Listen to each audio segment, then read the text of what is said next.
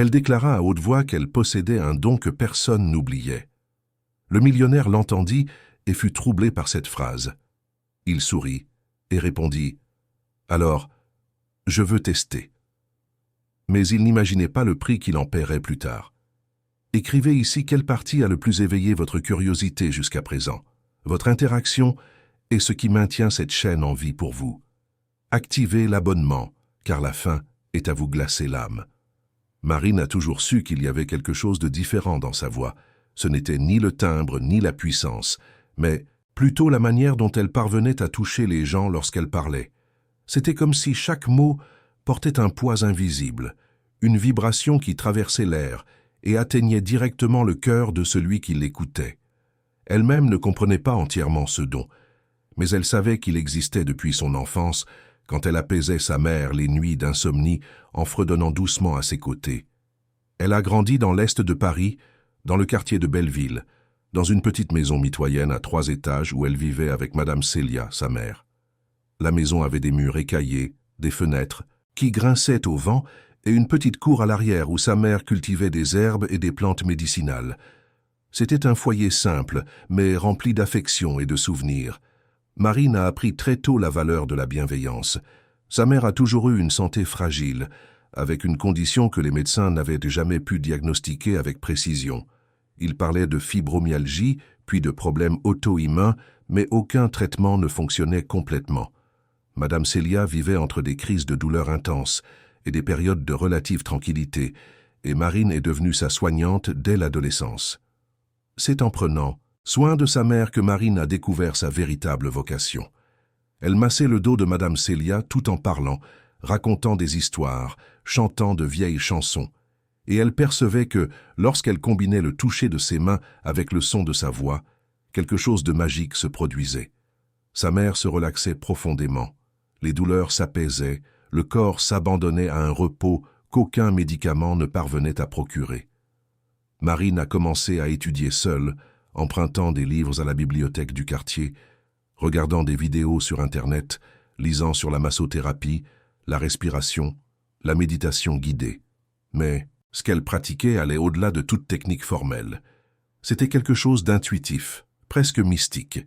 À 23 ans, Marine a obtenu son premier emploi formel en tant que massothérapeute dans une clinique de thérapies alternatives dans le quartier du Montparnasse, de l'autre côté de la ville. La clinique Harmonie, comme elle était appelée, se trouvait dans un ancien hôtel particulier rénové avec des salles spacieuses, une odeur d'encens et une musique d'ambiance douce. L'endroit accueillait une clientèle variée, des personnes souffrant de douleurs chroniques au cadre stressé qui cherchaient un moment de paix au milieu de l'agitation de la métropole. Marine a été embauchée initialement pour faire des massages relaxants, mais elle a rapidement commencé à développer sa propre approche. Elle ne travaillait pas seulement avec ses mains. Pendant les séances, Marine guidait les patients dans des exercices de respiration profonde, dirigeait leurs esprits avec des commandes verbales douces et créait une atmosphère d'accueil total. Sa voix avait un rythme hypnotique, presque musical, qui faisait entrer les patients dans des états de relaxation profonde. Certains disaient qu'ils avaient l'impression de flotter. D'autres rapportaient des sensations de chaleur ou de picotement dans des zones spécifiques du corps. Il y avait ceux qui pleuraient sans savoir pourquoi, libérant des émotions refoulées depuis des années. Ce que personne ne savait, et que Marine elle-même ne comprenait pas complètement, c'est qu'elle possédait une forme rare de synesthésie auditive.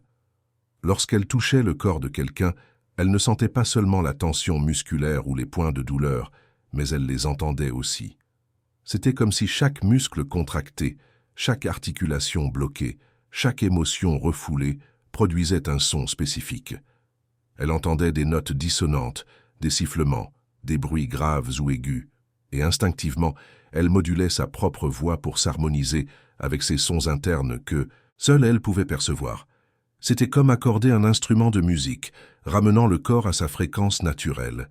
Les patients de Marine ont commencé à rapporter des améliorations surprenantes. Les douleurs chroniques diminuaient après quelques séances. Les insomnies disparaissaient. L'anxiété se dissolvait. Elle ne promettait jamais de guérison miraculeuse, ne faisait jamais de publicité pour son travail, mais le bouche à oreille se répandait. Sa salle à la clinique était toujours pleine, et il y avait une liste d'attente croissante. Son travail était discret, presque invisible, mais profondément transformateur. Marine était une femme d'apparence simple. Elle avait de longs cheveux châtains, toujours attachés en un chignon pratique pendant le travail. Ses yeux étaient sombres et expressifs, capables de transmettre la compassion sans mots.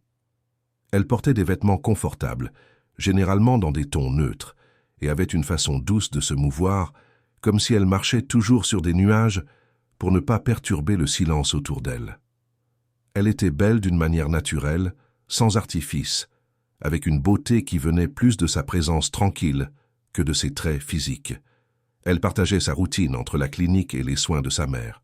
Elle se levait tôt, préparait le petit déjeuner pour madame. Célia organisait les médicaments, s'assurait que tout était en ordre, avant de prendre le bus qui la menait au Montparnasse. C'était presque 2 heures de trajet aller-retour, traversant la ville gigantesque, mais Marine ne se plaignait pas. Elle utilisait ce temps pour lire, écouter des podcasts sur la santé intégrative ou simplement observer les gens dans les transports en commun, imaginant les histoires que chacun portait. À la clinique, Marine avait des collègues devenus amis. Il y avait Juliane, la réceptionniste joyeuse qui avait toujours une blague à raconter, et Fernande, une autre thérapeute spécialisée en acupuncture. Les 3 déjeunaient, souvent ensemble au petit café du coin, partageant leur panier repas et discutant des défis de la journée. C'est lors d'un de ces moments de détente, un jeudi après-midi, que Marine a prononcé une phrase qui allait changer sa vie complètement. Elles étaient dans le couloir de la clinique, attendant l'arrivée des prochains patients. Fernande commentait une patiente difficile qu'elle avait reçue le matin, une femme rigide qui se plaignait de tout et ne parvenait pas à se détendre pendant la séance. Juliane rit et dit que Marine savait s'y prendre avec toutes sortes de gens, qu'elle parvenait à adoucir même les plus têtus. Marine haussa les épaules avec un sourire timide et répondit sans trop réfléchir. « J'ai un don incroyable avec la bouche. » Les 3 rirent. Marine continua d'expliquer, gesticulant en parlant, que sa technique était entièrement basée sur la conduite verbale, la respiration guidée, les commandes qu'elle donnait avec sa voix, qu'elle parvenait à faire en sorte que les gens s'abandonnent complètement, juste par la façon dont elle leur parlait. Fernande plaisanta en disant que c'était presque de l'hypnose, et Marine convint que c'était peut-être quelque chose de similaire. La conversation se poursuivit naturellement, les 3 retournèrent dans leurs salles respectives, et la journée continua comme n'importe quelle autre. Ce que Marine ne savait pas, c'est que, de l'autre côté du couloir, dans la salle d'attente réservée aux clients VIP, un homme n'avait entendu que cette phrase initiale. « J'ai un don incroyable avec la bouche. » Il était assis dans un fauteuil en cuir, feuilletant distraitement un magazine, lorsque ces mots parvinrent à ses oreilles. Hors contexte, sans l'explication qui suivit, ces mots sonnèrent comme quelque chose de complètement différent, et ils éveillèrent en lui un étrange mélange de curiosité, d'ironie et même un léger scandale. Édouard Damara avait 42. Il était l'une des figures les plus connues du monde des affaires parisien. Son nom apparaissait fréquemment dans les magazines d'affaires, dans les listes d'entrepreneurs à succès, dans les panels de conférences sur le leadership et l'intelligence émotionnelle.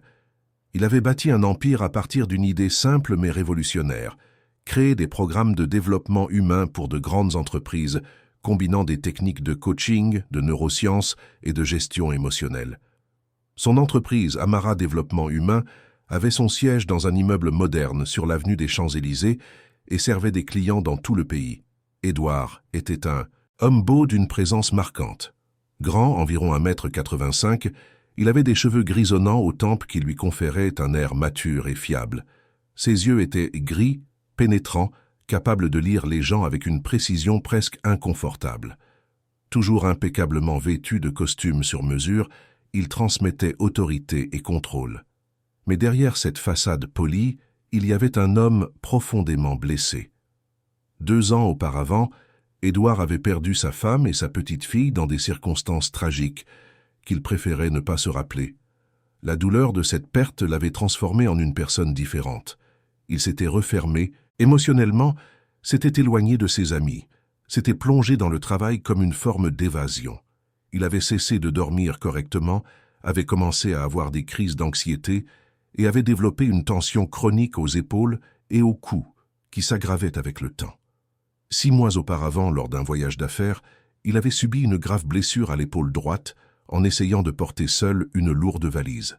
La blessure était plus sérieuse qu'il n'y paraissait initialement.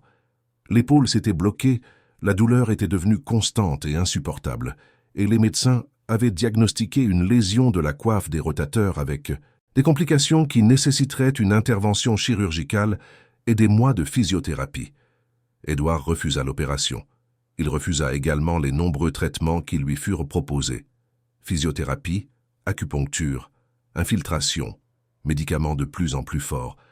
Rien ne semblait fonctionner, ou peut-être ne permettait-il pas que cela fonctionne. La vérité est qu'Édouard était si endurci à l'intérieur, si bloqué émotionnellement, que son corps accompagnait simplement cet état.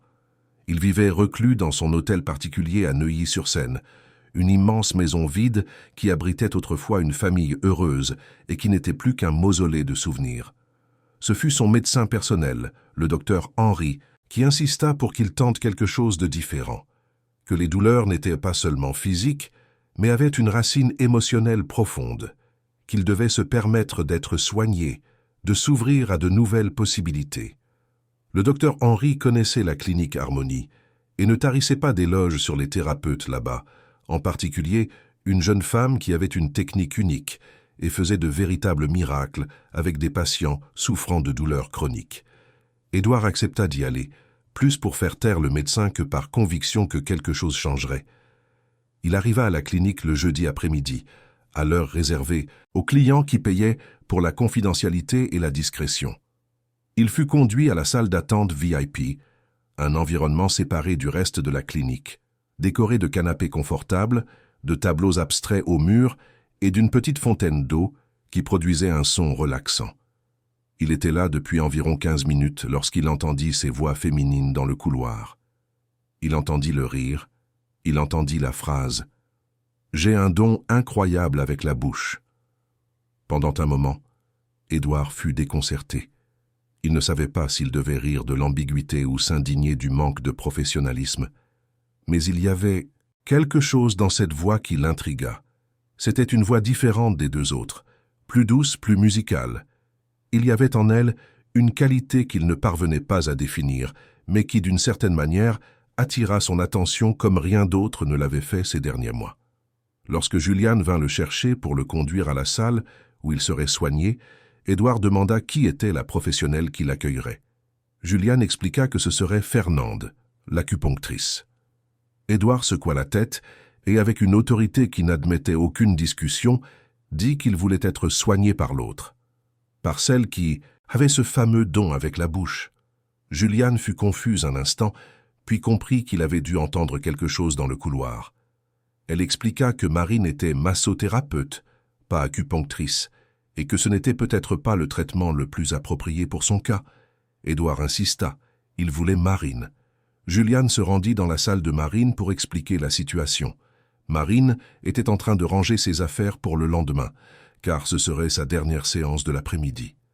Lorsqu'elle apprit qu'un client VIP exigeait d'être soigné par elle, elle fut surprise et un peu appréhensive. Elle n'avait pas l'habitude de s'occuper de la salle VIP, cet espace étant généralement réservé aux thérapeutes plus expérimentés ou ayant des spécialités spécifiques. Mais Juliane dit que le client avait été très insistant et que Roger, le propriétaire de la clinique, avait déjà autorisé. Marine ajusta sa blouse, respira profondément et se rendit à la salle d'attente VIP pour chercher le patient. Lorsqu'elle entra dans la pièce et que ses yeux rencontrèrent ceux d'Édouard, il y eut un bref moment de silence. Elle ne savait pas qui il était, ne reconnaissait pas son visage des magazines ou de la télévision. Pour Marine, il n'était qu'un client de plus, un homme qui semblait fatigué et chargé de tension. Elle se présenta avec sa gentillesse habituelle, tendit la main et prononça son nom avec la voix calme qu'elle utilisait pour mettre les patients à l'aise. Édouard lui serra la main et sentit quelque chose d'étrange. La main de Marine était chaude, douce, ferme. Mais il y avait quelque chose de plus, une sorte d'énergie qui passa de son toucher à lui. Il se réprimanda mentalement de penser ainsi, d'attribuer des sensations mystiques à une simple poignée de main. Il suivit Marine dans le couloir jusqu'à la salle de consultation, observant la manière dont elle se mouvait, douce et silencieuse, presque comme si elle flottait. La salle de consultation était un espace accueillant, avec un éclairage tamisé, une table de massage confortable au centre, des étagères avec des huiles essentielles et des bougies aromatiques. Il y avait une musique d'ambiance très douce, quelque chose qui ressemblait à des chants d'oiseaux mêlés à de l'eau qui coule. Marine demanda à Édouard de s'asseoir sur la chaise à côté de la table de massage et commença à poser les premières questions. Quel était le motif de la visite? Où était la douleur? Depuis combien de temps? Un historique de blessures ou de chirurgie? Édouard répondit de manière objective, presque mécanique, comme s'il lisait un rapport médical. Mais Marine percevait quelque chose de plus. Elle percevait toujours. Pendant qu'il parlait, Marine l'observait attentivement. Elle voyait la raideur de ses épaules, sa mâchoire serrée, sa respiration courte et superficielle. Mais elle voyait aussi la tristesse dans ses yeux, l'épuisement, le poids invisible qu'il portait. Elle ne posa pas de questions personnelles. Il n'était pas dans sa nature d'envahir l'intimité émotionnelle des patients, dès le début. Mais elle nota mentalement tout ce qu'elle percevait. Elle expliqua comment se déroulerait la séance, qu'elle commencerait par une technique de respiration guidée pour l'aider à se détendre, qu'ensuite elle ferait une évaluation de son corps par le toucher, identifiant les points de tension, et qu'elle utiliserait une combinaison de massage thérapeutique et de guidance verbale pour travailler ces zones. Édouard écouta tout avec une expression neutre, mais intérieurement il était sceptique. Il avait déjà subi tant de traitements, entendu tant de promesses. Pourquoi celui-ci serait-il différent? Marine lui demanda de s'allonger sur la table de massage, sur le dos, et de fermer les yeux. Édouard obéit plus par politesse que par attente. Elle éteignit la lumière principale, ne laissant qu'une lampe indirecte allumée, et commença. D'abord, elle se positionna à côté de la table de massage, sans le toucher encore, et commença à parler. Sa voix était plus basse, plus rythmée, presque comme une chanson sans mélodie. Elle lui demanda de prêter attention à sa respiration, de noter l'air entrant par les narines, remplissant les poumons, descendant jusqu'à l'abdomen, de percevoir le poids de son corps contre la table, la température de sa peau, le son lointain de la musique d'ambiance. Édouard, malgré son scepticisme, commença à prêter attention à ses paroles. Il y avait quelque chose d'hypnotique dans la voix de Marine. Ce n'était pas seulement ce qu'elle disait, mais comment elle le disait. Le rythme, la cadence, les petits silences entre les phrases. Marine continua de guider sa respiration, et lentement, Édouard sentit son corps commencer à répondre. Sa respiration s'approfondissait, sa poitrine montait et descendait de manière plus ample. Elle posa alors une de ses mains légèrement sur sa poitrine, sans appuyer, juste pour établir un point de contact. Et elle continua de parler, disant que l'air qu'il respirait portait le calme, que chaque expiration emportait la tension, que le corps connaissait le chemin de la relaxation et n'avait besoin que d'en être rappelé. C'est là que cela se produisit pour la première fois. Marine ferma ses propres yeux un instant et en touchant la poitrine d'Édouard, elle commença à entendre. Non pas avec ses oreilles physiques, mais avec cette partie d'elle que personne d'autre ne possédait. Elle entendit un son grave, dense, presque comme un bourdonnement continu. C'était le son de la douleur chronique, de la tension accumulée, du deuil non traité. C'était un son dissonant, désaccordé, qui lui causait un léger inconfort. Instinctivement, Marine commença à moduler sa voix. Elle ajusta le ton, la fréquence, cherchant une harmonie qui pourrait neutraliser ce bruit interne que seule elle pouvait percevoir. Édouard, les yeux fermés, sentit quelque chose d'inexplicable se produire. C'était comme si sa voix entrait à l'intérieur de son corps, atteignant des endroits qu'aucun massage, aucun médicament n'avait pu toucher. Il sentit une vague de chaleur parcourir sa poitrine puis ses épaules, descendant le long de ses bras. Ce n'était pas une sensation physique commune, c'était quelque chose de plus profond, presque spirituel. Un instant, il pensa qu'il imaginait des choses, que ce n'était que suggestion, effet placebo, mais il ne pouvait pas nier ce qu'il ressentait. Marine déplaça ses mains vers son épaule droite, celle qui était blessée. Elle la toucha délicatement, sentant la rigidité de la musculature, l'inflammation, le corps en position défensive, et elle entendit à nouveau. Cette fois, le son était aigu, strident, presque douloureux pour elle. C'était le son de la blessure physique combinée à la résistance émotionnelle. Marine respira profondément et commença à travailler. Elle pressait légèrement certains points, faisait de doux mouvements circulaires et, en même temps, continuait de parler, guidant Édouard à imaginer son épaule s'ouvrir, sa musculature se relâcher, la douleur se dissoudre comme du sel dans l'eau. Édouard sentit son épaule palpiter, mais ce n'était pas la douleur habituelle. C'était différent, comme si quelque chose bougeait à l'intérieur, se réorganisant. Et puis quelque chose de complètement inattendu se produisit. Il sentit un nœud monter dans sa gorge. Il sentit ses yeux picoter, et avant qu'il ne puisse le contrôler, une larme coula du coin de son œil fermé. Il fut mortifié. Édouard Amara ne pleurait pas. Il n'avait pas pleuré depuis le jour de l'accident, quand il avait tout perdu. Il s'était enfermé émotionnellement et avait juré de ne plus jamais se permettre cette faiblesse. Mais là, dans cette pièce sombre, avec la voix de cette femme l'enveloppant comme un câlin invisible, les défenses commencèrent à céder. Marine remarqua l'alarme. Elle ne dit rien, ne commenta pas, ne demanda rien. Elle continua simplement son travail, avec la même délicatesse, le même respect. Elle savait que parfois le corps avait besoin de libérer ce que l'esprit insistait à retenir, que la guérison n'était pas seulement physique, mais impliquait des couches profondes, d'émotion et de mémoire. Elle modula sa voix sur un ton encore plus accueillant, plus maternel, et continua de guider Édouard sur un chemin intérieur qu'il avait oublié exister. La séance dura 1 heure. Lorsque Marine dit finalement de sa voix douce qu'il pouvait commencer à revenir, à bouger lentement, à ouvrir les yeux à son propre rythme, Édouard se sentit différent. Il ne pouvait pas expliquer exactement comment, mais il y avait une légèreté qui n'était pas là avant.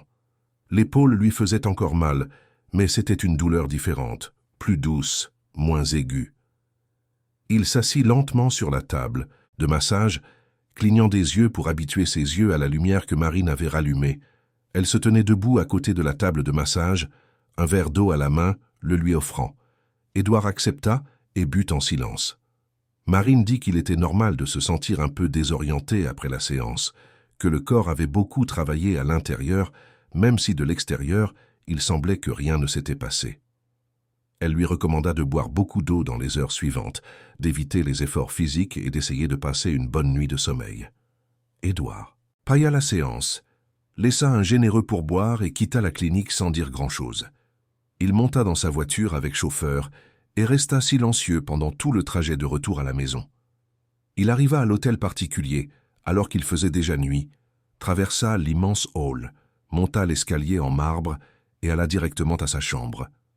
Il prit un long bain, laissant l'eau chaude couler sur ses épaules, et réalisa que la douleur était réellement moindre. Il s'allongea sur l'immense lit, éteignit les lumières, et pour la première fois depuis des mois dormit profondément, sans se réveiller au milieu de la nuit, sans cauchemar, sans angoisse. Quand il se réveilla le lendemain matin, Édouard s'assit sur le lit et bougea expérimentalement son épaule. Il y avait encore de la douleur, mais il pouvait la bouger un peu plus qu'avant. Il resta là, dans le silence de la pièce, à assimiler ce qui s'était passé la nuit précédente. Ce n'était pas seulement la question physique, c'était quelque chose de plus. Cette femme, Marine, avait touché quelque chose en lui qu'il pensait mort. Et cela l'effrayait autant que cela l'intriguait profondément. Il prit le téléphone et appela la clinique dès l'ouverture, demandant à prendre un autre rendez-vous avec Marine.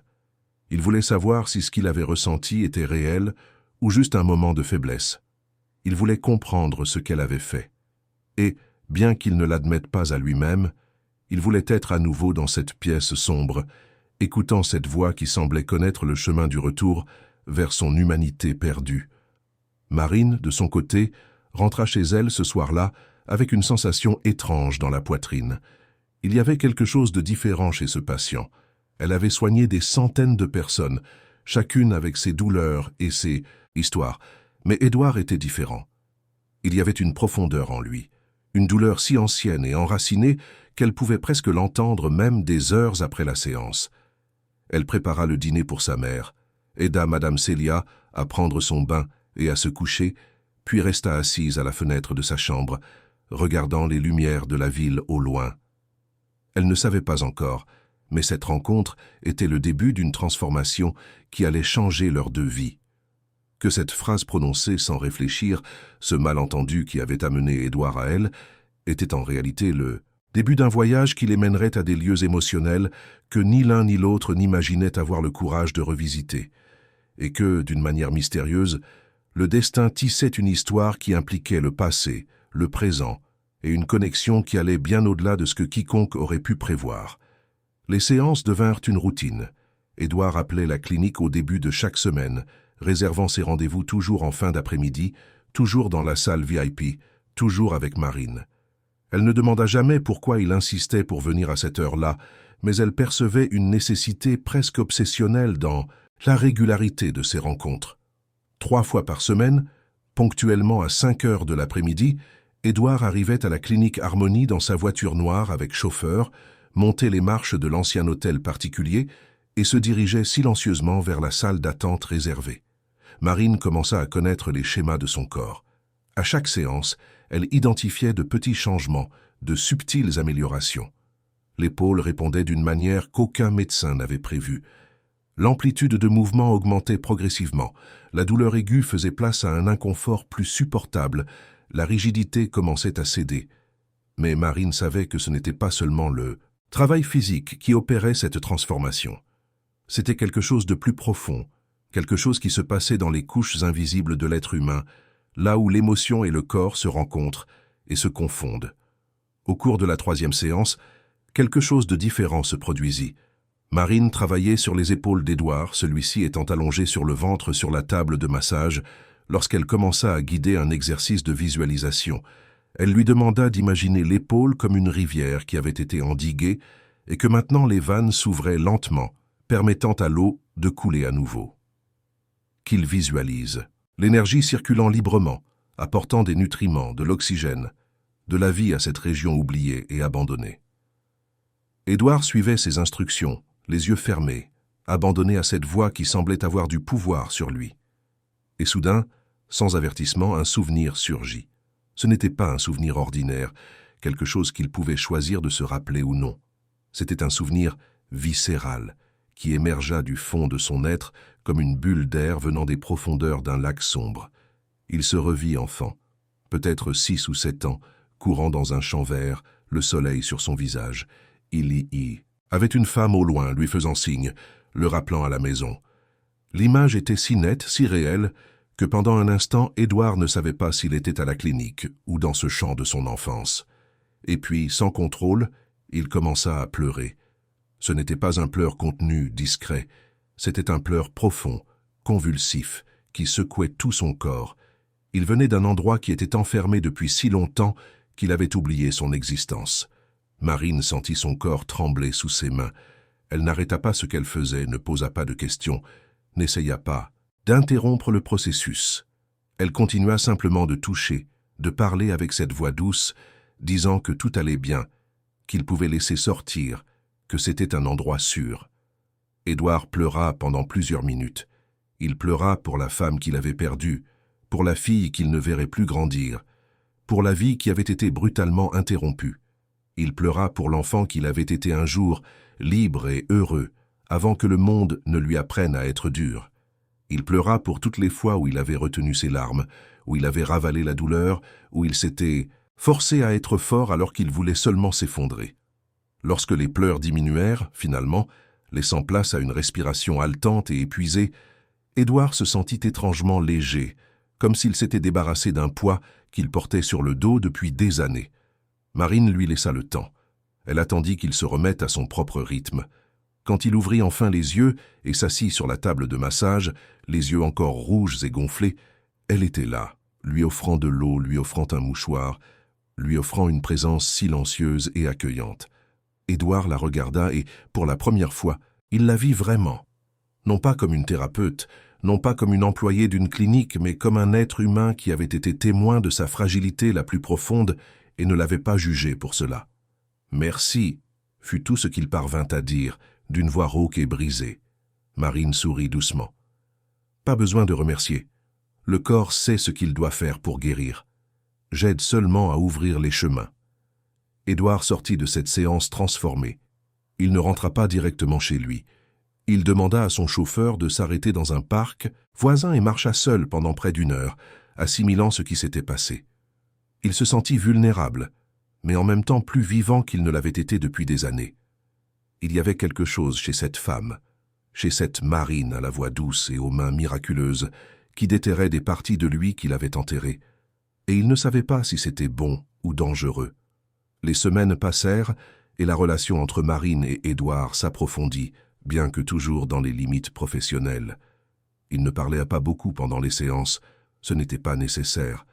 La communication se faisait d'autres manières, par le toucher, par sa voix, par le silence partagé, par la respiration synchronisée. Marine ne posa jamais de questions sur sa vie personnelle et Édouard n'offrit aucune information. Mais elle savait, par la façon dont son corps réagissait, par les soupirs profonds, par les larmes occasionnelles, qu'il y avait là une histoire de douleur, une perte qui l'avait brisé en deux. Édouard, de son côté, commença à observer Marine avec plus d'attention. Il remarquait les petits détails, la façon dont elle arrivait toujours exactement à l'heure, sans jamais être en retard, le soin avec lequel elle préparait la salle avant chaque séance, ajustant la lumière, choisissant l'huile essentielle du jour, vérifiant que la température était agréable. Le dévouement avec lequel elle traitait non seulement lui, mais tous les patients.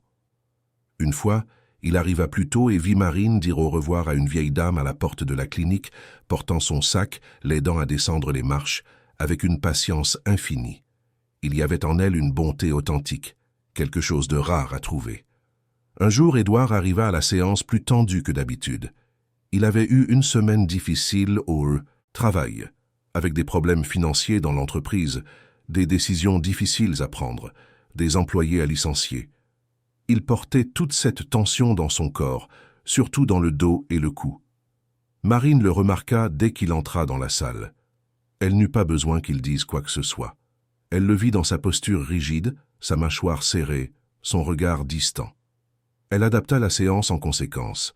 Elle travailla plus longtemps sur son dos, utilisa des techniques de libération myofaciale plus profondes, guida des exercices de respiration qui aidaient à décharger l'adrénaline accumulée.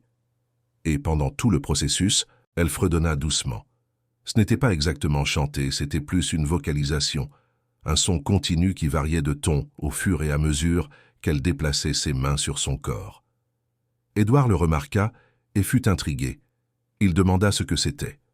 Marine expliqua pour la première fois en toutes ces semaines un peu de sa technique. Elle dit qu'elle utilisait sa voix comme un instrument de guérison, qu'elle croyait que chaque corps avait une fréquence naturelle et que lorsque cette fréquence était disharmonieuse, que ce soit par la douleur, le traumatisme ou la tension, elle parvenait à le percevoir et à aider à le réaligner en utilisant sa propre voix. Édouard voulut en savoir plus, mais Marine changea délicatement de sujet, ramenant l'attention sur la séance. Elle n'aimait pas beaucoup parler de son don. Elle craignait que les gens ne pensent que c'était du charlatanisme ou pire, qu'ils essaient de rationaliser quelque chose de fondamentalement intuitif et mystérieux. Mais cette conversation resta dans la tête d'Édouard. Il commença à faire des recherches sur la thérapie par le son, sur les fréquences de guérison, sur la synesthésie. Il fut fasciné par ce qu'il découvrit. Il y avait des études scientifiques sur la façon dont certaines fréquences sonores pouvaient affecter le corps humain, influencer les ondes cérébrales, réduire la douleur, favoriser la régénération cellulaire. Il y avait des récits de personnes atteintes de synesthésie qui voyaient les sons comme des couleurs ou qui ressentèrent des textures en écoutant de la musique. Marine avait-elle une variation de cela? Parvenait-elle vraiment à entendre ce qui se passait dans son corps? Pendant ce temps, à la clinique, les choses commencèrent à changer pour Marine. Son travail attirait l'attention. Roger, le propriétaire de la clinique Harmonie, était impressionné par les résultats qu'elle obtenait. Les patients revenaient spécifiquement pour prendre rendez-vous avec elle. Les évaluations en ligne de la clinique mentionnaient fréquemment son nom et certains venaient même d'autres villes pour une séance avec Marine. Roger commença à envisager d'augmenter le prix de ces séances, de la transformer en une sorte de thérapeute premium de la maison. Marine ne savait pas bien gérer cette attention. Elle n'était pas entrée dans ce domaine pour chercher la célébrité ou la reconnaissance. Son désir était sincèrement d'aider les gens, de soulager la souffrance, de faire une différence dans la vie de ceux qui souffraient. L'idée d'être transformée en produit, en marchandise de luxe, la mettait mal à l'aise. Mais en même temps, elle avait besoin d'argent. Les médicaments de Madame Célia étaient chers, les factures ne cessaient d'arriver, et elle rêvait de pouvoir offrir plus de confort à sa mère, peut-être même d'embaucher une aide-soignante pour la relayer dans les soins quotidiens. C'est dans ce contexte que survint le premier signe de problème. Un des patients habituels de Marine, un homme d'âge moyen nommé Renaud, avait développé une sorte de dépendance émotionnelle aux séances. Il commença à apparaître sans rendez-vous, tentait de prolonger les conversations après les séances, posait des questions personnelles de plus en plus invasives. Marine tenta de maintenir les limites professionnelles, mais Renaud ne les respectait pas. Un jour, il tenta de l'inviter à dîner, disant qu'il sentait qu'il y avait une connexion spéciale entre eux. Marine refusa gentiment, expliquant qu'elle n'avait pas ce genre de relation avec les patients. Renaud fut offensé. Il se sentit rejeté et humilié. Et la semaine suivante, il annula toutes ses futures séances et laissa une évaluation négative en ligne, disant que la thérapeute avait donné des signaux confus, qu'elle flirtait pendant les séances, mais rejetait ensuite les avances. L'évaluation était évidemment malveillante et infondée, mais elle causa un malaise à la clinique. Roger appela Marine pour lui parler, lui assura qu'il la croyait, mais lui demanda de faire plus attention aux limites professionnelles. Marine quitta cette réunion en se sentant injustement traitée. Elle n'avait rien fait de mal, n'avait jamais franchi aucune ligne, avait toujours été entièrement professionnelle. Mais apparemment, sa gentillesse naturelle, sa voix accueillante, le soin qu'elle démontrait pouvait être mal interprété par certaines personnes. Pour la première fois, elle se demanda si elle ne devrait pas être plus froide, plus distante. Mais cela allait, contre sa nature.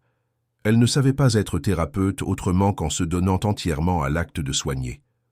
Juliane et Fernande tentèrent de la consoler, lui dire qu'elle ne devait rien changer, que ce patient était clairement quelqu'un ayant des problèmes à comprendre les limites. Mais Marine fut ébranlée. Et cet après-midi-là, quand Édouard arriva pour sa séance, elle était visiblement différente, plus repliée, moins présente, avec une tristesse dans les yeux qui n'était pas là avant. Édouard le remarqua immédiatement. Avant même qu'il n'entre dans la salle, il demanda si tout allait bien. Marine esquissa un sourire automatique et dit que oui, qu'elle était juste fatiguée. Mais Édouard n'était pas dupe. Il avait passé des années à étudier le langage corporel, les micro-expressions, les signes de malaise émotionnel. C'était son travail. Et il savait que Marine mentait. Pendant la séance, elle fit son travail avec la même compétence que d'habitude, mais il manquait quelque chose. La magie n'était pas là. La connexion était fragile. À la fin de la séance, alors qu'Édouard s'apprêtait à partir, il fit quelque chose qu'il n'avait jamais fait auparavant. Il demanda directement ce qui s'était passé. Marine hésita, mais quelque chose dans la sincérité de sa question la fit s'ouvrir. Elle raconta l'histoire du patient qui s'était senti rejeté, de l'évaluation malveillante, de la réunion avec Roger. Elle parla avec une vulnérabilité qu'elle montrait rarement, laissant transparaître à quel point cela l'avait blessée. Édouard écouta tout en silence, avec une expression sérieuse. Quand elle eut fini de parler, il dit quelque chose qui la surprit. « Vous n'avez rien fait de mal. » Et toute personne ayant un minimum de discernement peut le voir.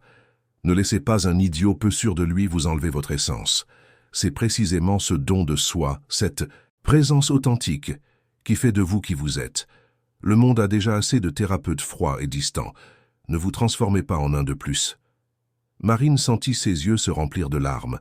Personne n'avait jamais défendu son travail, sa façon d'être, avec autant de conviction. Elle le remercia d'un signe de tête, ne se fiant pas à sa propre voix pour parler. Édouard quitta la clinique avec une sensation étrange dans la poitrine. Quelque chose grandissait là, quelque chose qui allait au-delà de la relation thérapeute-patient. Il commençait à se soucier de Marine en tant que personne, pas seulement en tant que professionnelle. Et c'était un territoire dangereux. Les jours suivants, Édouard n'arrivait pas à arrêter de penser à ce qui s'était passé. Lui, qui vivait reclus dans son hôtel particulier, évitant les connexions humaines, était sincèrement préoccupé par une femme qu'il ne connaissait que depuis quelques semaines. Il décida d'agir. Il utilisa ses contacts pour en savoir plus sur cette fameuse évaluation négative.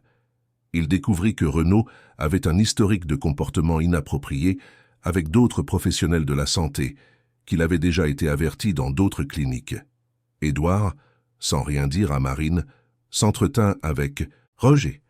Il n'utilisa pas son poids ou son influence de manière intimidante, mais présenta simplement les faits, suggéra que la clinique devrait mieux protéger ses thérapeutes et offrit son aide pour créer un protocole de sécurité plus efficace. Roger fut impressionné par l'intérêt d'Édouard et accepta de revoir les politiques de la clinique. L'évaluation négative fut officiellement répondue, clarifiant le malentendu et réaffirmant l'intégrité de Marine. Elle ne fut pas retirée, car cela aurait été contraire aux règles de la plateforme. Mais elle fut contextualisée de manière à ce que tout lecteur puisse comprendre ce qui s'était réellement passé.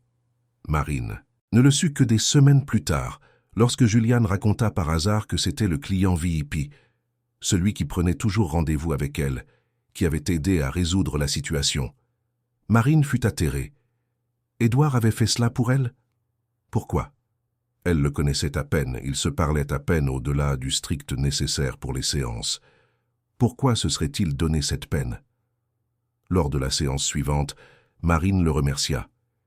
Édouard haussa les épaules, comme si ce n'était rien de spécial, et dit qu'il avait simplement fait ce que toute personne décente ferait. Mais Marine savait que ce n'était pas vrai. Peu de gens se souciaient vraiment assez pour agir. Ce geste la toucha profondément, et, sans s'en rendre compte, sa façon de regarder Édouard changea. Il n'était plus seulement un patient. C'était quelqu'un qui s'était tenu à ses côtés quand elle en avait eu besoin. Les séances continuèrent, mais maintenant, il y avait une couche supplémentaire d'intimité entre eux. Ce n'était pas romantique, ce n'était pas physique, c'était quelque chose de plus subtil.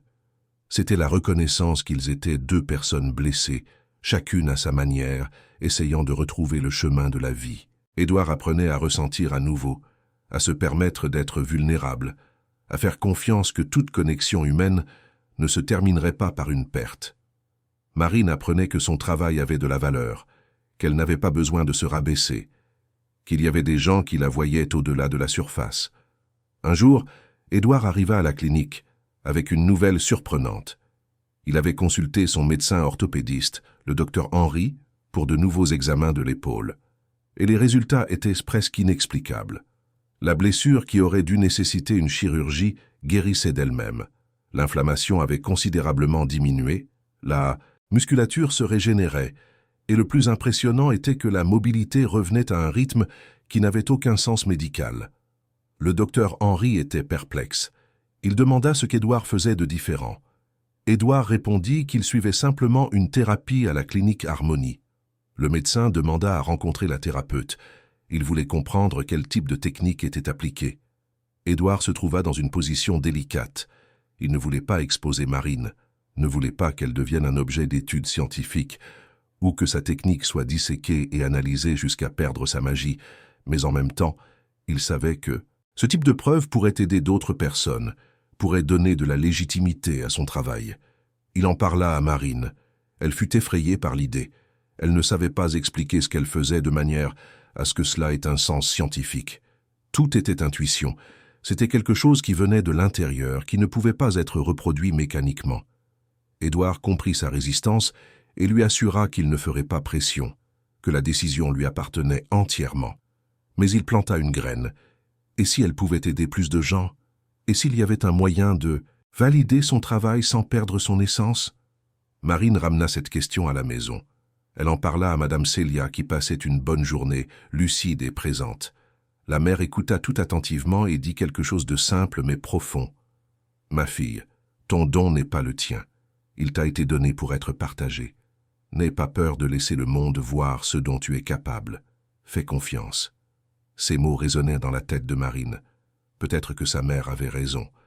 Peut-être était-il temps de sortir de l'ombre, d'assumer ce qu'elle était capable, de faire, de ne pas avoir honte de son don. Mais il y avait toujours la peur. Peur d'être exposée, d'être jugée, d'être mal comprise. Le monde n'était pas toujours gentil avec ce qu'il ne comprenait pas. Et c'est précisément à ce moment de doute et de questionnement que sa vie commença à s'effondrer d'une manière qu'elle n'aurait jamais pu prévoir. Tout à cause de cette phrase. Cette maudite phrase qu'elle avait prononcée sans réfléchir, dans un moment de détente. J'ai un don incroyable avec la bouche. La phrase qui l'avait amenée à Édouard, mais qui maintenant reviendrait comme un fantôme pour la hanter. Renaud, le patient qui s'était senti rejeté, n'était pas satisfait de la façon dont les choses s'étaient terminées. Il voulait se venger. Et il découvrit une manière cruelle d'y parvenir. Il avait enregistré ce jour-là dans le couloir la conversation entre Marine et ses collègues. Il n'avait que l'audio, mais c'était suffisant. Il édita le fichier pour ne laisser que la phrase initiale, coupant toute l'explication qui venait après. Et il le posta sur les réseaux sociaux avec une légende suggestive et malveillante. La vidéo est devenue virale. En quelques jours, elle était partagée des milliers, 2 fois. Les gens sortèrent la phrase complètement de son contexte, faisaient des blagues de mauvais goût, créaient des mèmes vulgaires. Le nom de la clinique Harmonie apparaissait dans la vidéo et commença à recevoir des commentaires négatifs. Des appels de personnes posant des questions inappropriées. La situation échappa complètement à tout contrôle. Roger paniqua. La réputation de la clinique était en jeu. Il savait que Marine n'était pas en faute, mais la pression était énorme. Des sponsors menaçaient de retirer leur soutien. D'autres thérapeutes de la clinique étaient mal à l'aise avec l'association. Dans une décision qu'il savait lui-même injuste, Roger appela Marine et lui dit qu'il devrait la licencier, du moins temporairement jusqu'à ce que les choses se calment. Il offrit une indemnisation, s'excusa à plusieurs reprises, mais la décision était prise. Marine quitta la clinique en état de choc. Elle ne parvenait pas à assimiler ce qui venait de se passer.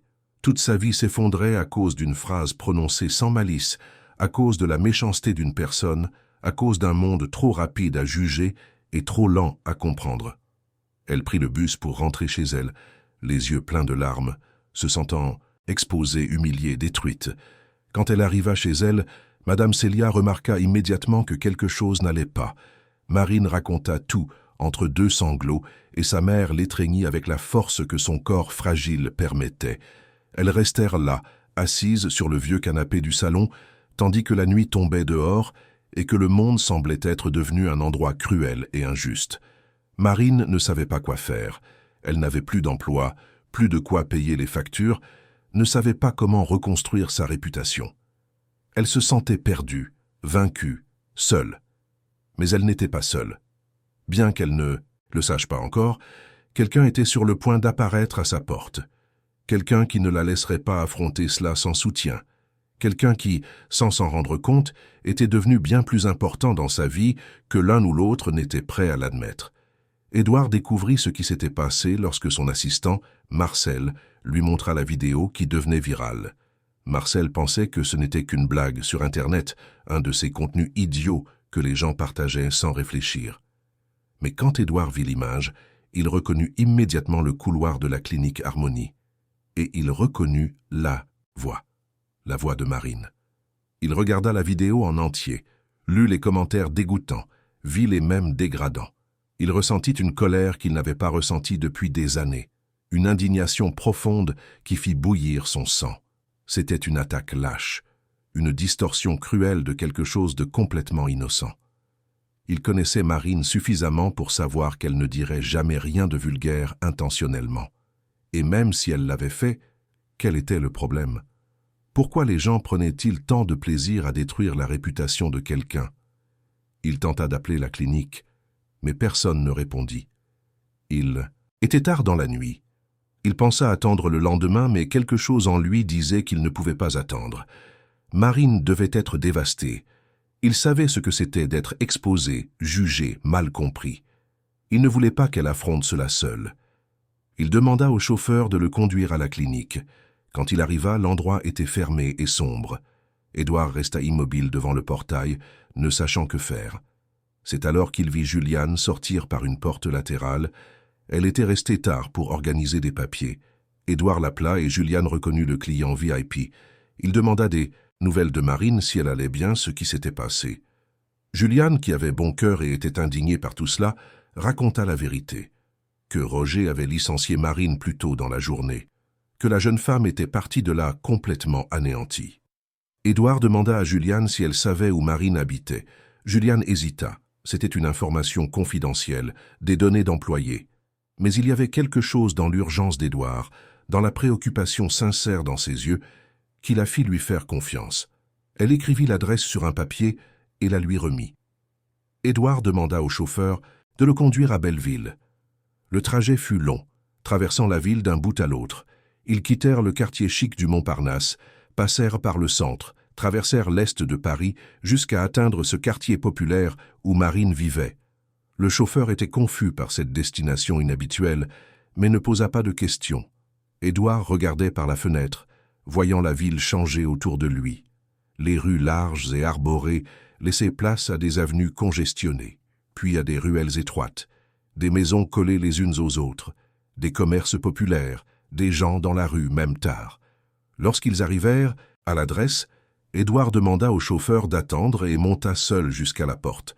C'était une petite maison simple, avec une grille devant, une peinture usée. Il sonna et attendit. Il fallut un certain temps avant que Marine ne réponde à l'interphone. Quand elle entendit sa voix lui demandant si elle pouvait entrer, elle resta silencieuse un long moment. Elle était en pyjama, le visage gonflé d'avoir pleuré, complètement impréparée à recevoir des visites, encore moins de lui. Mais quelque chose dans la voix d'Édouard la fit ouvrir le portail. Il monta le petit escalier qui menait à la porte principale, et quand Marine ouvrit, les deux restèrent là, immobiles, à se regarder. Édouard vit son état, les yeux rouges, la posture vaincue, la fragilité imprimée sur chaque trait, et sans trop réfléchir, sans demander permission, il la serra simplement dans ses bras. Ce fut une étreinte ferme, chaleureuse, qui disait tout ce que les mots n'auraient pu dire. Marine, qui avait tout retenu en elle, se permit enfin de s'effondrer. Elle pleura sur son épaule, laissant toute la douleur, toute l'injustice, toute l'humiliation s'échapper en larmes. Madame Célia apparut dans le salon, s'appuyant sur une canne, voulant savoir qui était cette visite. Édouard se présenta poliment, expliqua qu'il était patient de Marine à la clinique et qu'il était venu voir si elle allait bien. Madame Célia, avec cette intuition que les mères ont, perçut qu'il y avait quelque chose de plus. Elle le perçut à la façon dont il regardait sa fille, à la délicatesse avec laquelle il l'avait étreinte. Elle l'invita à entrer, offrit du café, tenta d'apporter un peu de normalité à ce moment surréaliste. Les trois s'assirent dans le petit salon. Marine était mortifiée par la maison simple, les vieux meubles, la différence flagrante entre sa vie et celle d'Édouard. Mais il ne montra aucun malaise. Il s'assit sur le canapé usé comme s'il était dans le salon le plus luxueux du monde et conversa avec Madame Célia avec respect et un intérêt sincère. Il lui demanda des nouvelles de sa santé, de la façon dont elle avait rencontré Marine, de la vie dans ce quartier. Et Madame Célia, enchantée par cet homme élégant et attentionné, raconta des histoires de sa fille, de la façon dont elle avait toujours été spéciale, avait toujours eu ce don de prendre soin des gens. C'est au cours de cette conversation que quelque chose d'extraordinaire se produisit. Madame Célia se leva pour chercher plus de café et Édouard lui offrit son aide. Elle accepta et les deux allèrent dans la petite cuisine. Pendant que Madame Célia préparait le café, elle commença à raconter de vieilles histoires, de quand Marine était enfant, de quand elle traversait des difficultés mais se soutenait toujours l'une l'autre. Et puis, par hasard, elle mentionna qu'elles avaient déjà vécu une situation encore pire, qu'il y avait eu une époque où elles avaient séjourné dans un foyer social pendant quelques mois, après avoir perdu leur maison dans un incendie. Édouard sentit quelque chose d'étrange en entendant cela. Un foyer social? Il demanda à quelle époque cela s'était passé. Madame Célia réfléchit et dit que c'était il y a environ 15 ans, peut-être. Édouard sentit son cœur s'accélérer. 15 ans auparavant, il avait traversé l'un des pires moments de sa vie. Avant de construire son empire, avant de devenir l'homme d'affaires prospère qu'il était, il avait traversé une crise dévastatrice, une crise de panique si grave qu'elle l'avait laissé incapable pendant des semaines. Ses associés l'avaient abandonné, son entreprise faisait faillite, il n'avait même pas d'argent pour manger. Et une nuit particulièrement difficile, alors qu'il pensait ne plus supporter, il s'était retrouvé dans un foyer social dans l'est de Paris. Édouard se souvenait vaguement de cette époque. Il était si plongé dans le désespoir que de nombreux souvenirs étaient flous. Mais il y avait une chose qu'il n'avait jamais oubliée, la voix d'une femme, une femme qui travaillait au foyer, qui avait vu son état et s'était assise à ses côtés toute la nuit, juste à parler, à le calmer, lui disant que tout allait passer. Il ne se souvenait pas de son visage, il faisait sombre et sa vision était troublée par les larmes. Mais il se souvenait de la voix, de cette voix douce, maternelle qui l'avait ramené de l'abîme. Édouard regarda Madame Célia attentivement. Il y avait quelque chose de familier en elle, mais il ne pouvait pas être sûr. Il demanda d'une voix tremblante dans quel foyer elle avait travaillé.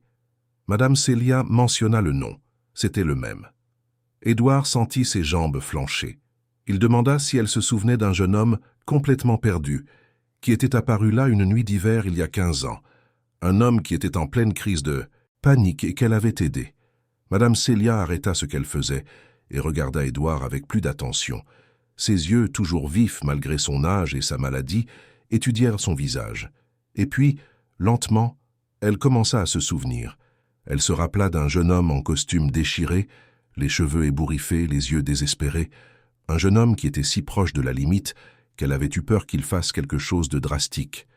Elle s'était assise avec lui cette nuit-là, avait parlé, fait du thé, fredonné de vieilles chansons. Elle était restée là jusqu'à ce qu'il se calme, jusqu'à ce qu'il parvienne à dormir. Et le lendemain, quand elle s'était réveillée, le jeune homme était déjà parti. Elle s'était toujours demandé ce qui lui était arrivé. « Vous », murmura Madame Célia, des larmes commençant à se former dans ses yeux. « C'était vous. » Édouard ne put se retenir. Il commença à pleurer. Là, dans cette minuscule cuisine, dans la simple maison de cette femme qui avait à peine les moyens de prendre soin d'elle-même, il découvrit que son salut d'il y a 15 ans était lié à sa guérison présente. Madame Célia était la femme qui l'avait sauvé quand il était au fond du gouffre, et Marine était sa fille, héritière du même don de prendre soin, de guérir, de ramener les gens de l'obscurité. Marine, entendant l'agitation dans la cuisine, vint voir ce qui se passait. Elle trouva Édouard et sa mère enlacés, en pleurs, et ne comprit rien. Ils durent s'asseoir et tout expliquer. L'histoire du foyer, de la nuit où Madame Célia avait aidé Édouard, de la connexion impossible que le destin avait tissée entre eux. Marine n'arrivait pas à y croire. C'était trop surréaliste, trop parfait pour être une coïncidence. Mais elle était là la preuve vivante qu'il y avait quelque chose de plus grand à l'œuvre, quelque chose qui allait au-delà de ce qu'aucun d'eux ne pouvait comprendre. Édouard regarda Marine avec une intensité nouvelle. Ce n'était plus seulement de la gratitude pour le traitement thérapeutique. C'était une gratitude existentielle, profonde, pour elle d'être qui elle était, de porter cet héritage de bonté que sa mère avait planté. Il sentit à ce moment-là que toute sa vie, toutes les douleurs, toutes les pertes, toutes les victoires avaient été des chemins pour le mener jusqu'ici, jusqu'à cette maison, jusqu'à cette famille, jusqu'à cette connexion. Ils restèrent à parler jusque tard dans la nuit.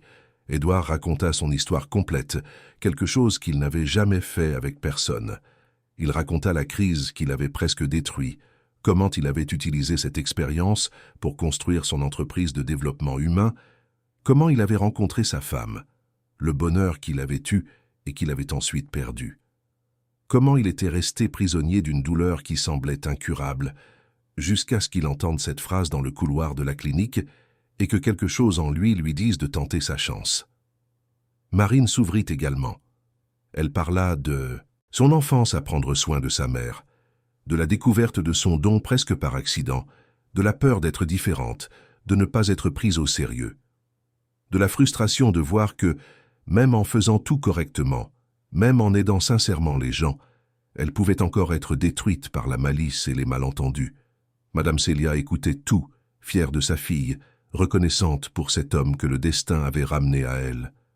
Quand Édouard se prépara finalement à partir, il était déjà plus de 2 heures du matin. Il s'arrêta à la porte et dit quelque chose qui allait tout changer. « Je ne vous laisserai pas affronter ça seul.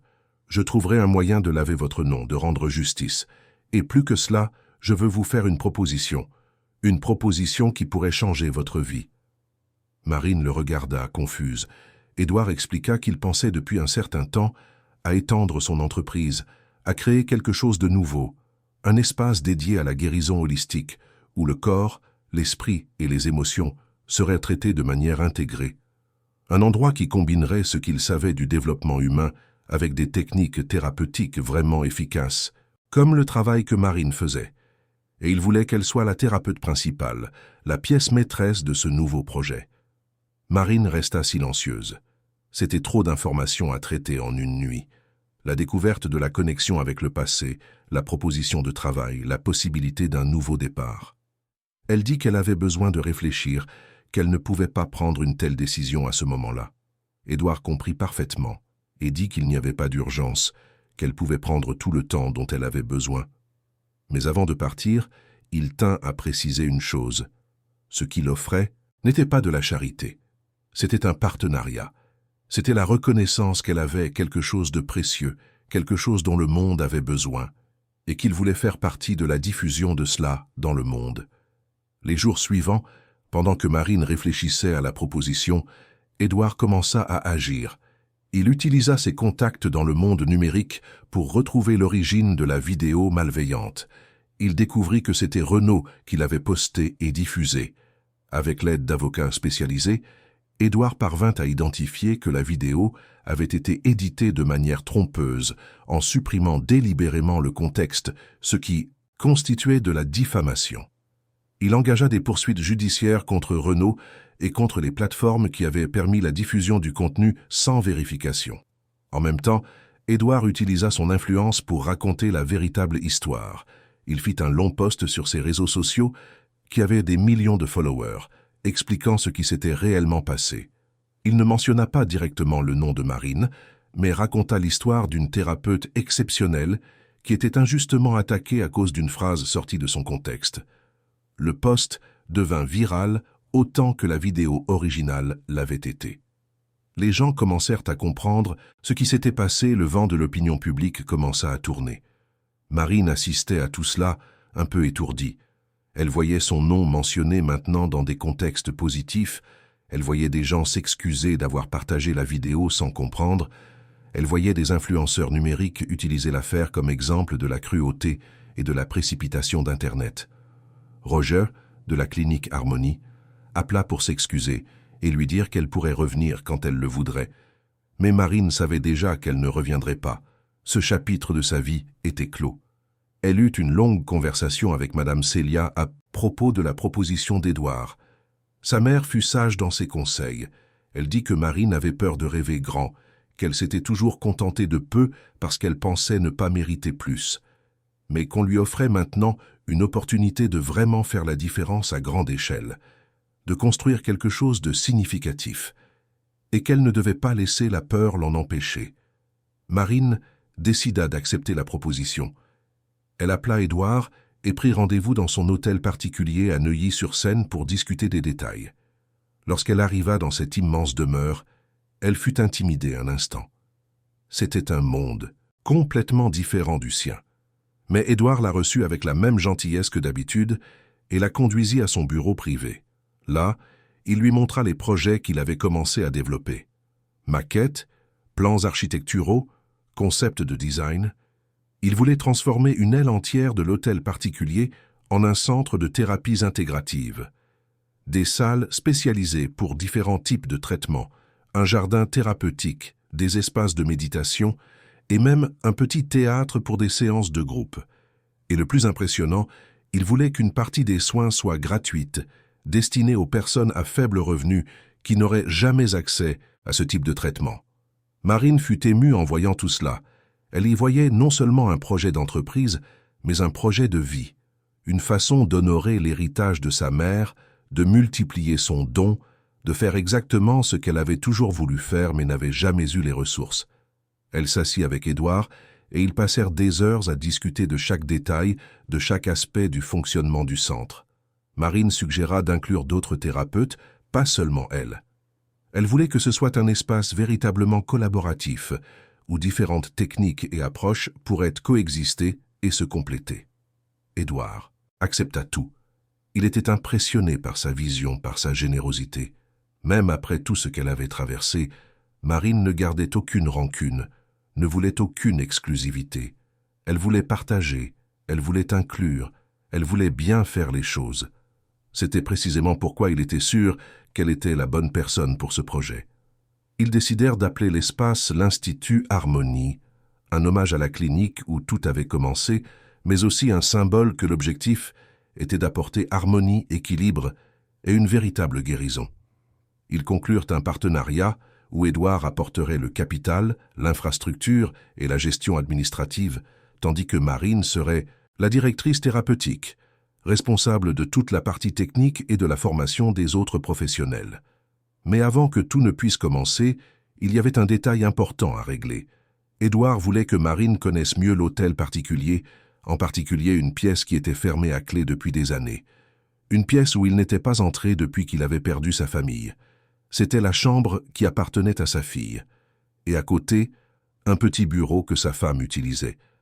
Il avait verrouillé ses portes le jour des événements tragiques et n'avait plus jamais eu le courage de les ouvrir. Édouard savait que pour vraiment avancer, pour créer ce nouveau projet avec la bonne énergie, il devait faire la paix avec le passé. Et quelque chose en lui disait qu'il avait besoin de Marine à ses côtés pour cela. Pas nécessairement comme thérapeute, mais comme témoin, comme quelqu'un qui comprenait la douleur profonde et savait respecter le processus de guérison. Il conduisit Marine au premier étage de l'hôtel particulier, par un couloir qui était à l'écart des autres zones. Au bout du couloir, il y avait 2 portes côte à côte, toutes 2 verrouillées.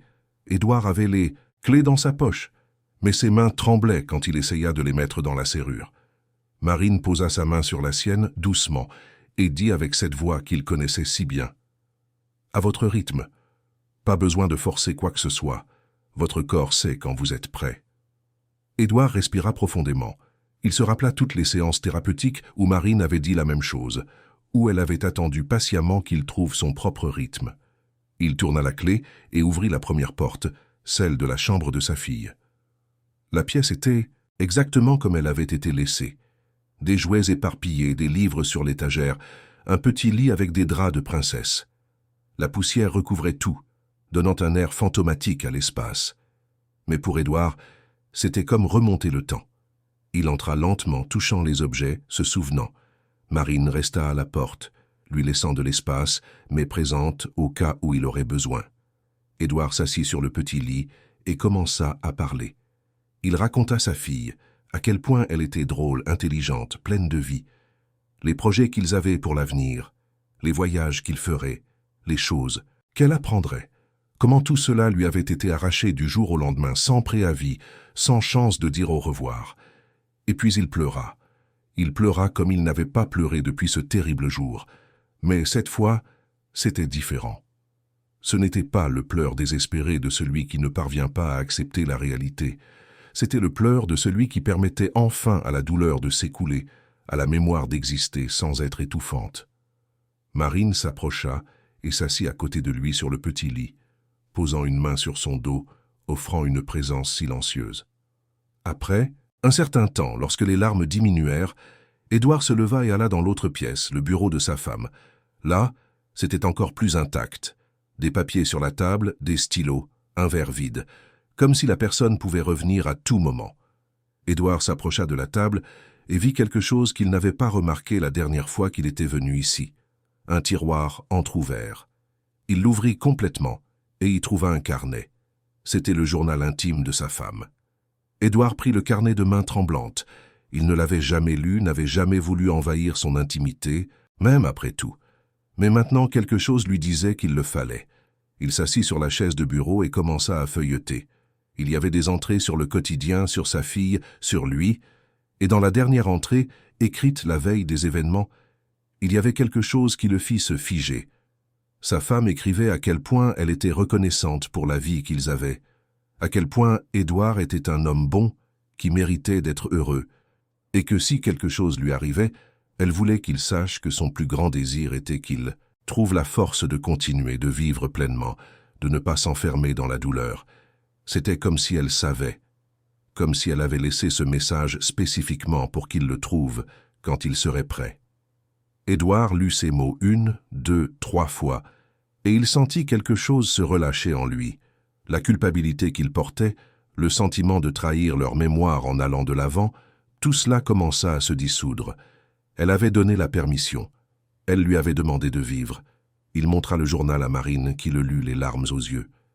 C'était si beau, si généreux, si plein d'amour véritable. Marine dit quelque chose qu'Édouard n'oublierait jamais. Elle vous aimait tellement que sa dernière pensée a été pour votre bonheur. Honorez cet amour en vivant. Il n'y a pas de plus grande trahison que de gaspiller la vie qu'elle voulait tant que vous profitiez.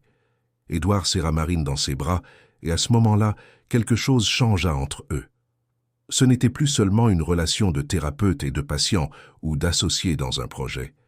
C'était une amitié profonde, construite sur une vulnérabilité partagée, sur des guérisons mutuelles, sur la reconnaissance que tous deux avaient été des instruments dans le salut de l'autre. Les mois suivants furent un tourbillon de changements. L'hôtel particulier de Neuilly-sur-Seine, qui pendant des années avait été un mausolée silencieux de souvenirs, se transforma en un chantier bruyant et plein de vie. Architectes, ingénieurs, décorateurs, tous allaient et venaient avec des plans, des échantillons de matériaux, des idées à approuver. Édouard était énergisé d'une manière qu'il n'avait pas ressentie depuis des années. Il avait à nouveau un but, quelque chose à construire qui allait au-delà du profit, qui touchait à quelque chose de plus profond et de plus significatif. Marine partagea son temps entre le suivi des travaux et l'étude. Édouard avait insisté pour qu'elle suive des cours de gestion et d'administration afin qu'elle puisse diriger l'Institut en toute sécurité. Au début, elle résista, pensant qu'elle n'avait pas le profil pour cela, que son don était de travailler avec les mains et la voix, pas avec des papiers et des chiffres. Mais Édouard fut patient, expliquant que pour que son don atteigne le maximum de personnes, elle devait aussi comprendre le côté pratique des choses. Marine accepta et fut surprise de découvrir qu'elle avait des aptitudes pour cela. Son organisation naturelle, son attention aux détails, sa capacité à écouter et à comprendre les gens, tout cela se traduisait bien dans le monde de la gestion. Madame Célia suivait tout avec une immense fierté. Son état de santé s'était un peu amélioré, peut-être grâce à la joie de voir sa fille enfin obtenir la reconnaissance qu'elle méritait, ou peut-être grâce au meilleur traitement qu'elle pouvait désormais se permettre. Édouard avait insisté pour engager les meilleurs médecins, pour prendre soin d'elle, arguant que c'était le moins qu'il puisse faire pour la femme qu'il avait sauvée des années auparavant. Madame Célia tenta de refuser au début, ne voulant être un fardeau pour personne, mais Marine la convainquit qu'accepter de l'aide n'était pas une faiblesse, mais de la sagesse. C'est pendant cette période de construction que Marine commença à développer ce qui serait le cœur de l'Institut Harmonie, une méthode thérapeutique propre qui combinait tout ce qu'elle avait appris au fil des ans avec de nouvelles techniques qu'elle étudiait. Elle l'appela « thérapie de résonance vocale », un nom qu'Édouard l'aida à trouver. La méthode impliquait non seulement le massage et la conduite verbale qu'elle pratiquait déjà, mais aussi des exercices spécifiques de vocalisation où les patients eux-mêmes apprenaient à utiliser leur voix comme instrument d'auto-guérison. Marine était enthousiasmée par les possibilités. Elle voulait enseigner à d'autres personnes à faire ce qu'elle faisait, ou du moins une partie. Elle savait que la synesthésie auditive lui était unique, qu'elle ne pourrait jamais reproduire complètement cette capacité, mais elle croyait que les principes sous-jacents à son travail pouvaient être enseignés, systématisés, transformés en quelque chose que d'autres thérapeutes pourraient appliquer. Édouard observait son processus de création avec admiration. Il voyait Marine gagner en confiance, prendre sa place en tant qu'experte, laisser derrière elle la timidité qui la caractérisait. Elle commença à donner des conférences lors d'événements sur la santé intégrative, partageant ses expériences et ses idées. Au début, elle était nerveuse, mais avec le temps, elle trouva aussi sa voix dans ce contexte. Et les gens l'écoutaient avec attention, fascinés par la combinaison de science et d'intuition qu'elle présentait. C'est lors d'une de ces conférences que Marine rencontra le docteur Paul Mercier, un neuroscientifique renommé qui s'intéressa profondément à son travail. Il s'approcha après la présentation et demanda à lui parler. Il dit qu'il avait étudié des cas de synesthésie pendant des années et que ce que Marine décrivait était une variation extrêmement rare et scientifiquement précieuse. Il lui demanda si elle accepterait de participer à une étude, de permettre que son cerveau soit cartographié, que ses capacités soient documentées correctement. Marine fut réticente. Elle craignait de devenir un cobaye, de voir son don disséqué et transformé en données froides. Mais le docteur Paul fut respectueux, expliquant que l'objectif n'était pas d'exploiter, mais de comprendre et de documenter afin que, à l'avenir, d'autres professionnels puissent développer des techniques inspirées de cette approche. Édouard conseilla à Marine de considérer, arguant que cela pourrait donner une légitimité scientifique à son travail, la protégeant d'accusations futures de charlatanisme. Après mûre réflexion, Marine accepta de participer à l'étude. Elle subit une série d'examens, des IRM fonctionnels, des tests cognitifs, des séances où son activité cérébrale était surveillée pendant qu'elle travaillait avec des patients. Les résultats furent extraordinaires. Le cerveau de Marine fonctionnait réellement différemment lorsqu'elle était en séance thérapeutique. Les zones auditives s'activaient en synchronie avec les zones tactiles et émotionnelles, créant un réseau neuronal unique. C'était la preuve scientifique que ce qu'elle faisait n'était pas de l'imagination ou un effet placebo, mais une capacité neurologique réelle et mesurable. Le Dr Paul publia les résultats dans une revue scientifique de prestige international, préservant l'identité de Marine sous un pseudonyme pour protéger sa vie privée. L'article fit sensation dans le milieu universitaire. Des chercheurs du monde entier voulaient en savoir plus, voulaient reproduire des études, voulaient comprendre comment ce type de synesthésie pouvait être appliqué thérapeutiquement. Marine se retrouva soudain au centre de l'attention scientifique, quelque chose qu'elle n'avait jamais imaginé. Pendant ce temps, l'Institut Harmonie était en train de prendre forme. L'aile transformée de l'hôtel particulier était tout simplement magnifique. Chaque pièce avait été conçue pour un maximum de confort et de fonctionnalité thérapeutique. Il y avait des salles avec des atmosphères différentes, certaines plus sombres et accueillantes pour des travaux profonds, d'autres plus claires et ouvertes pour des thérapies de groupe. Le jardin thérapeutique avait été dessiné par un paysagiste spécialisé, avec des fontaines d'eau, des zones d'ombre, des bancs stratégiquement positionnés, des plantes choisies pour leurs propriétés apaisantes et leurs arômes thérapeutiques. Édouard avait investi non seulement dans la structure physique, mais aussi dans la technologie. Des systèmes de son ambiant de dernière génération qui permettaient de créer des atmosphères sonores personnalisées pour chaque type de traitement. Un éclairage intelligent qui s'ajustait automatiquement aux besoins de chaque séance. Même un petit laboratoire où ils pourraient développer leurs propres huiles essentielles et produits thérapeutiques à l'avenir. Marine commença à monter son équipe. Elle interviewa des dizaines de thérapeutes, recherchant non seulement la compétence technique, mais surtout l'alignement des valeurs. Elle voulait des personnes qui se souciaient réellement du bien-être des patients, qui voyaient la profession comme une vocation et non pas seulement comme un emploi. Elle fit venir Fernande, son ancienne collègue de la clinique Harmonie, pour être l'acupunctrice résidente. Elle embaucha un physiothérapeute exceptionnel, nommé Richard, qui travaillait avec des techniques de libération émotionnelle par le mouvement. Une psychologue nommée Béatrice, spécialisée dans les traumatismes, qui utilisait l'EMDR et d'autres approches innovantes. Un instructeur de yoga et de méditation nommé André, qui avait une présence sereine et inspirante. L'équipe s'est unie naturellement, comme si tous étaient destinés à travailler ensemble. Édouard a créé une culture organisationnelle basée sur la collaboration, où chaque thérapeute était encouragé à développer sa propre approche dans un cadre commun de soins intégrés.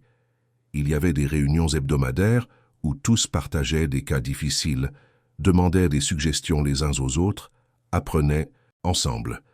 Marine développa un programme de formation intensif pour les nouveaux thérapeutes qui voulaient apprendre sa technique de résonance vocale. Elle ne pouvait pas enseigner la synesthésie auditive, bien sûr, mais elle pouvait enseigner les principes de la conduite verbale, de l'utilisation intentionnelle de la voix, de la présence thérapeutique profonde. Le premier groupe d'élèves était petit, seulement 5 thérapeutes sélectionnés avec soin. La formation durait 3 mois et était rigoureuse, exigeant non seulement un apprentissage technique, mais aussi un travail personnel profond. Marine croyait que personne ne pouvait guérir les autres sans d'abord guérir ses propres blessures. Pendant cette période d'intense activité, la relation entre Marine et Édouard se transforma subtilement. Ils passaient des heures ensemble chaque jour, discutant des décisions concernant l'Institut, résolvant des problèmes, planifiant l'avenir. Il y avait une facilité entre eux, une compréhension mutuelle qui dispensait de nombreux mots. Parfois, un simple regard suffisait pour savoir ce que l'autre pensait. Édouard commença à réaliser qu'il ressentait quelque chose de plus pour Marine. Ce n'était pas seulement de l'admiration ou de l'amitié, Il y avait une attraction croissante, un désir de proximité qui allait au-delà du professionnel. Mais il se sentait coupable de ses sentiments. Il pensait qu'il trahissait la mémoire de sa femme, qu'il était trop tôt, que Marine ne ressentait probablement pas la même chose. Il tentait de réprimer ses sentiments, de tout garder strictement professionnel. Marine, de son côté, était également confuse par ce qu'elle ressentait. Elle avait une immense affection pour Édouard, une profonde gratitude pour tout ce qu'il avait fait pour elle. Mais il y avait quelque chose de plus, quelque chose qui la rendait anxieuse les jours où ils devaient se rencontrer, qui la faisait choisir ses vêtements avec plus de soin, qui la faisait ressentir une étrange piqûre lorsqu'elle voyait Édouard parler avec d'autres femmes lors d'événements. Elle tentait de se convaincre que ce n'était que de l'amitié, qu'il serait absurde d'imaginer quoi que ce soit d'autre. Ils venaient de mondes complètement différents, avec des histoires incompatibles, et de plus ils étaient associés. Ce serait trop compliqué. Madame Célia, observant tout de loin, percevait parfaitement ce qui se passait. Elle connaissait trop bien sa fille pour ne pas remarquer les changements subtils. Elle voyait l'éclat différent dans ses yeux quand elle parlait d'Édouard, la façon dont elle se préoccupait de lui, comment elle prenait soin de lui sans s'en rendre compte. Et elle voyait Édouard de la même manière, la façon protectrice dont il traitait Marine, l'attention qu'il portait à chaque détail qui pourrait lui plaire. Madame Célia souriait à elle-même, priait pour qu'ils aient le courage d'admettre ce qu'ils ressentaient, mais n'intervenait pas. Elle savait que certaines choses devaient se produire au bon moment. L'inauguration de l'Institut Harmonie était prévue un vendredi de printemps. Édouard avait organisé un événement discret mais élégant, invitant des personnalités influentes du monde des affaires et de la santé.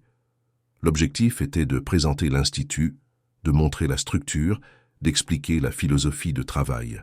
Marine était nerveuse à l'idée de l'exposition, mais Édouard lui assura qu'il serait à ses côtés tout le temps. La semaine précédant l'inauguration, quelque chose d'inattendu se produisit. Marine était chez elle, organisant son matériel pour l'événement, lorsqu'elle reçut un appel d'un numéro inconnu. C'était une femme qui se présenta comme journaliste d'un important magazine de santé et de bien-être. Elle dit qu'elle avait lu l'article scientifique sur le cas de synesthésie thérapeutique, avait découvert que Marine était la personne de l'étude et voulait faire un article de couverture sur elle et l'Institut Harmonie. Marine ne savait pas comment répondre. D'un côté, c'était une incroyable opportunité de publicité. De l'autre, elle avait peur de l'exposition, que les choses ne dégénèrent comme avec la vidéo virale. Elle demanda un temps de réflexion et appela immédiatement Édouard. Ils discutèrent des avantages et des inconvénients pendant des heures. Édouard argua que cette fois, ce serait différent, qu'ils auraient le contrôle sur le récit, que la journaliste était respectée et sérieuse, mais que la décision finale revenait à Marine.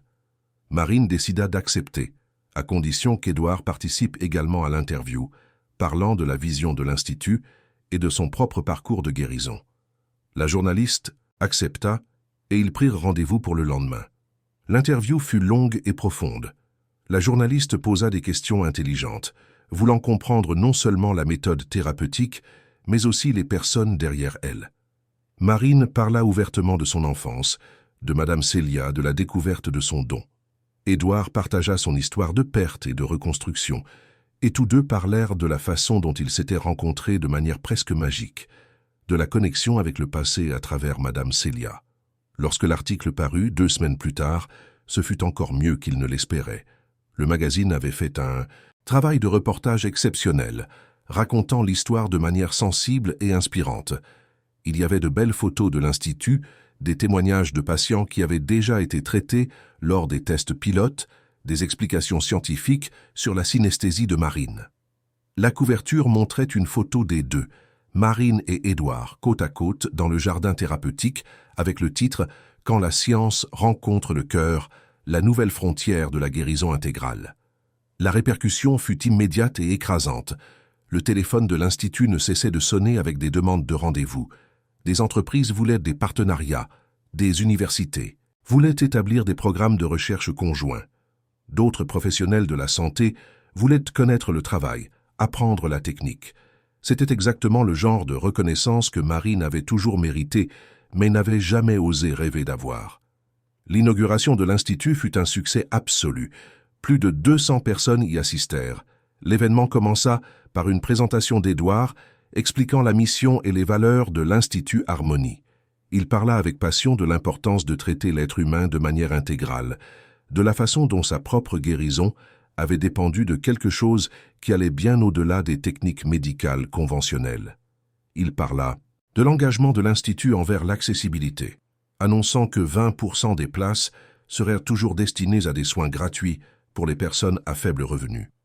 Marine présenta ensuite, expliquant la philosophie thérapeutique et les différentes modalités offertes. Sa voix était ferme et claire, très différente de la femme timide qu'elle était quelques mois auparavant. Elle avait trouvé non seulement sa voix professionnelle, mais aussi sa voix personnelle, sa capacité à se positionner et à diriger.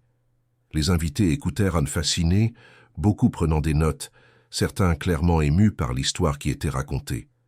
Après les présentations formelles, il y eut une visite guidée des installations. Les gens circulaient émerveillés par la beauté et l'attention aux détails.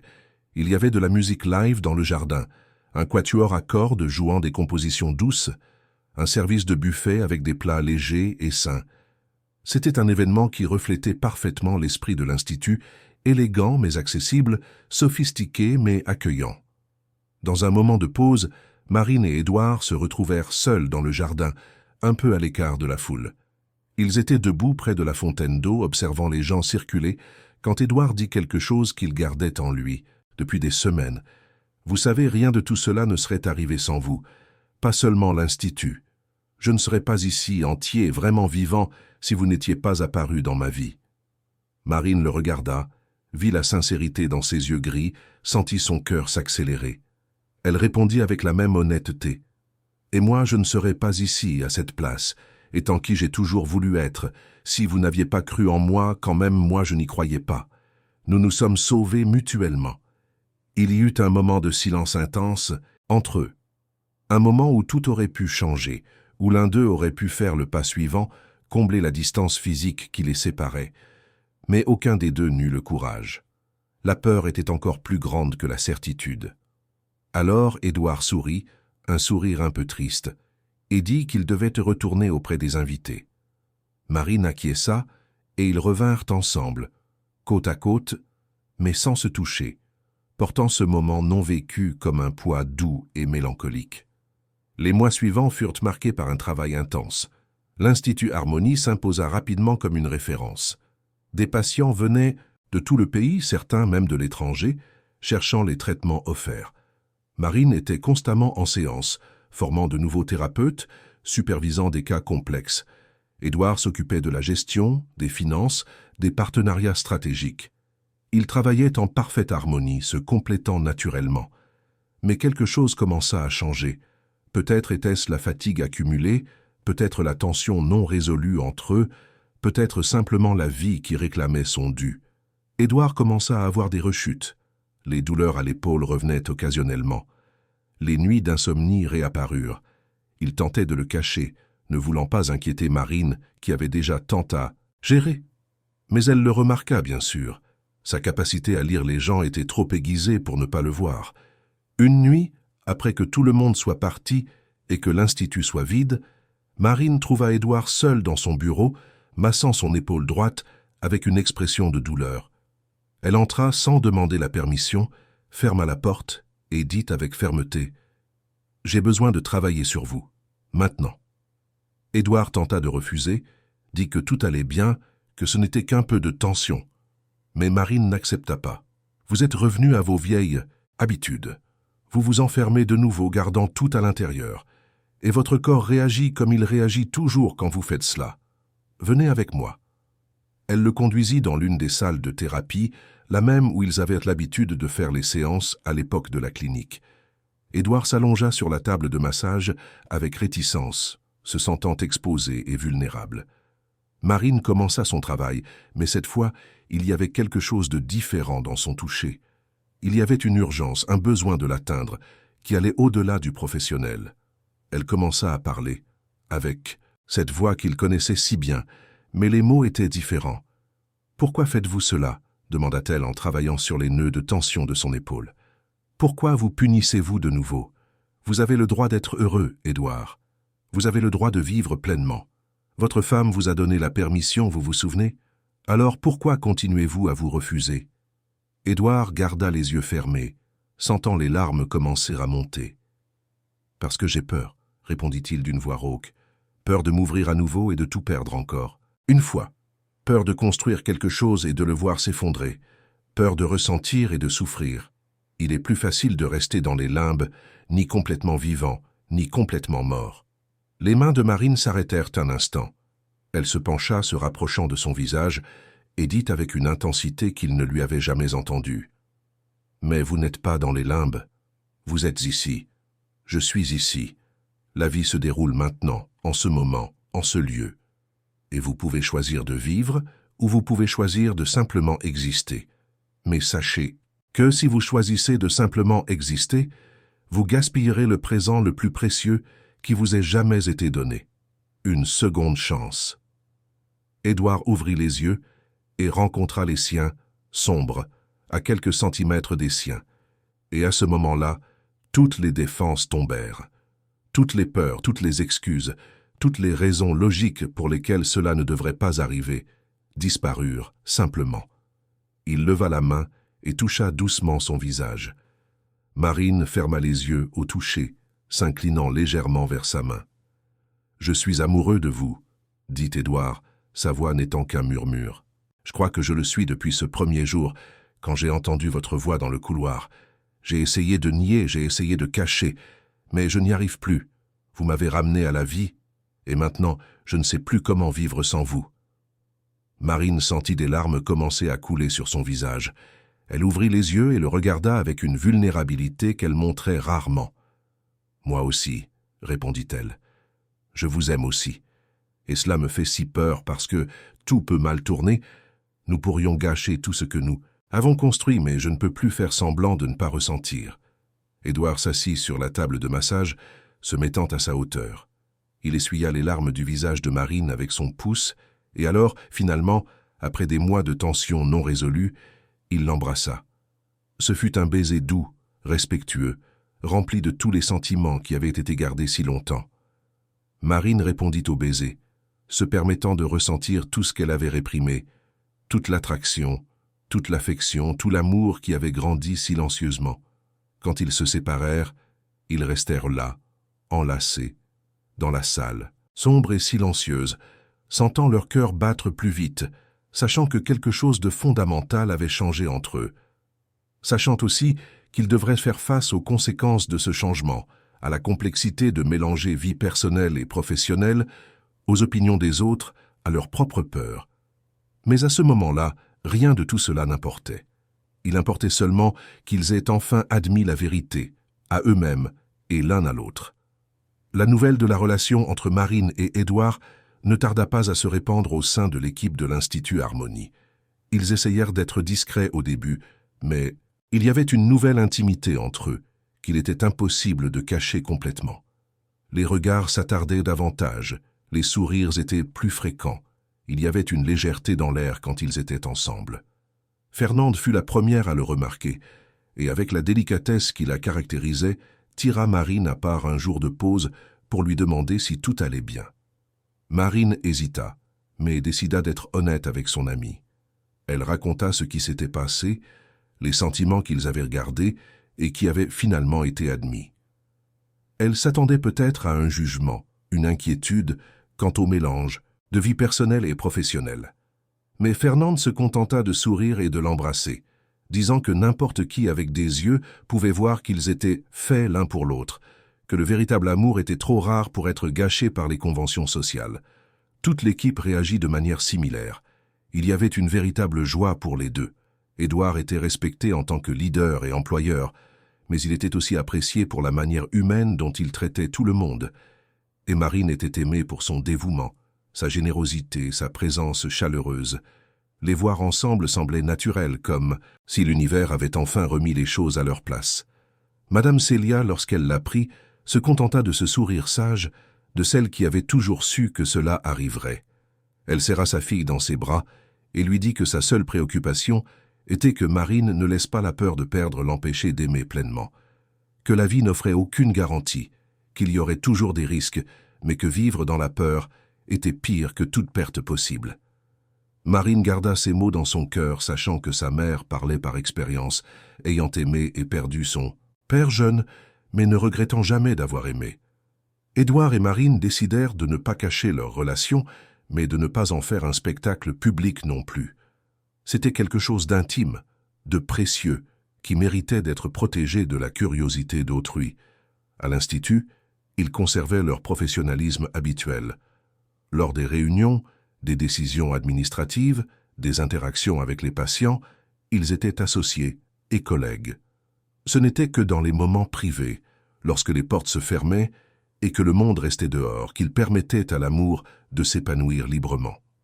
Édouard proposa à Marine d'emménager dans l'hôtel particulier avec Madame Célia. Il y avait de la place en abondance, et cela avait un sens logistique puisque Marine passait la majeure partie de ses journées là de toute façon. Marine était partagée. D'un côté, ce serait beaucoup plus pratique. De l'autre, elle sentait que tout allait trop vite, qu'elle avait besoin de préserver une certaine indépendance. Édouard comprit parfaitement et ne la pressa pas. Il dit que la maison était là, chaque fois qu'elle le voudrait, mais qu'il respecterait toute décision de sa part. Marine finit par accepter, mais à une condition, qu'elle garde aussi la maison de Belleville, comme un espace à elle, un endroit où elle pourrait revenir quand elle aurait besoin de solitude ou simplement de se reconnecter à ses racines. Édouard accepta sans hésiter et offrit même son aide pour rénover la maison, la rendre plus confortable. Marine accepta cette aide, sachant qu'il l'offrait par générosité sincère, non par désir de contrôler ou de changer qui elle était. Le déménagement eut lieu un samedi ensoleillé. Des amis aidèrent à transporter les affaires de Madame Célia et Marine. C'était une différence frappante, passer de la simple maison à 3 étages de Belleville à l'hôtel particulier de Neuilly-sur-Seine. Mais Édouard fit tout pour qu'elle se sente chez elle. Il donna à Madame Célia une suite au rez-de-chaussée avec un accès facile au jardin entièrement adapté à ses besoins. Marine eut une suite au premier étage, proche mais séparée de celle d'Édouard, respectant le fait qu'ils étaient encore au premier stade de leur relation. Madame Célia s'adapta étonnamment bien. Elle aimait le jardin thérapeutique, y passait des heures assises, observant les oiseaux, sentant le soleil sur son visage. Édouard engagea une infirmière pour l'aider dans les soins quotidiens, mais Madame Célia avait des jours de mieux en mieux. C'était comme si être dans cet environnement de guérison, entouré d'énergie positive et d'amour, avait un effet régénérateur sur elle. Les médecins étaient impressionnés par l'amélioration de ses examens, par la réduction de la nécessité de médicaments. L'Institut Harmonie continuait de croître. La demande était si grande qu'ils durent s'agrandir, embauchant plus de thérapeutes, ouvrant de nouvelles salles. Marine développa un système de supervision où les thérapeutes plus expérimentés encadraient les plus jeunes, garantissant que la qualité des soins restait élevée. Elle-même continuait à recevoir des patients directement, en particulier les cas les plus complexes qui exigeaient sa compétence unique. C'est, à travers l'un de ces cas, que quelque chose d'extraordinaire se produisit. Un patient nommé Robert arriva à l'Institut avec une histoire particulièrement difficile. Il avait subi un grave accident de voiture qui lui avait laissé de profondes séquelles physiques et émotionnelles. Il souffrait de douleurs chroniques qu'aucun traitement conventionnel ne parvenait à soulager, ainsi que de cauchemars récurrents et de crises d'anxiété. Les médecins avaient pratiquement renoncé à lui, disant qu'il devrait apprendre à vivre avec ces conditions. Marine accepta le cas, sachant qu'il serait difficile. Elle commença par des séances hebdomadaires, utilisant tout son arsenal thérapeutique. La réponse initiale fut lente. Robert était si bloqué, si fermé émotionnellement, qu'il semblait impossible de l'atteindre. Mais Marine n'abandonnait pas facilement. Elle ajustait son approche à chaque séance, expérimentait différentes fréquences vocales, différentes techniques de toucher, écoutant toujours attentivement ce son interne que seule elle pouvait percevoir. Ce fut à la 5e séance que se produisit la percée. Marine travaillait sur la région lombaire de Robert lorsqu'elle entendit un son différent. Ce n'était pas seulement de la douleur physique, c'était quelque chose de plus profond, de plus ancien. C'était le son d'un traumatisme non traité, d'une peur viscérale qui s'était installée dans le corps. Elle commença à moduler sa voix de manière très spécifique, créant une fréquence qu'elle savait intuitivement pouvoir neutraliser ce son dissonant. Robert commença à trembler. Ce n'était pas un tremblement de froid ou de peur consciente, c'était quelque chose de plus profond, comme si le corps libérait enfin quelque chose qui était resté piégé depuis longtemps. Et puis, il commença à parler. Non pas à Marine, mais comme s'il parlait à quelqu'un d'invisible. Il commença à décrire l'accident en détails vifs, revivant ce moment traumatisant. Marine continua son travail, continua d'utiliser sa voix comme encre, permettant à Robert de traverser ce souvenir en toute sécurité. Lorsque la séance se termina, Robert était épuisé mais différent. Il y avait une clarté dans ses yeux qui n'était pas là avant. Il dit que c'était comme si un nuage dense qui couvrait son esprit depuis des années s'était enfin dissipé. Les séances suivantes furent de consolidation, travaillant les couches plus superficielles maintenant que le noyau du traumatisme avait été accédé. En 3 mois, Robert était pratiquement libéré des douleurs chroniques. Les cauchemars avaient cessé. Il reprit le travail, renoua avec sa famille, recommença à vivre. Le cas de Robert n'était pas unique, mais il était particulièrement frappant. Édouard suggéra de documenter des cas comme celui-ci de manière systématique, non seulement à des fins scientifiques, mais aussi pour montrer au monde ce qui était possible lorsque l'on abordait la guérison de manière vraiment intégrale. Marine accepta et ils commencèrent à développer un protocole de recherche en partenariat avec des universités.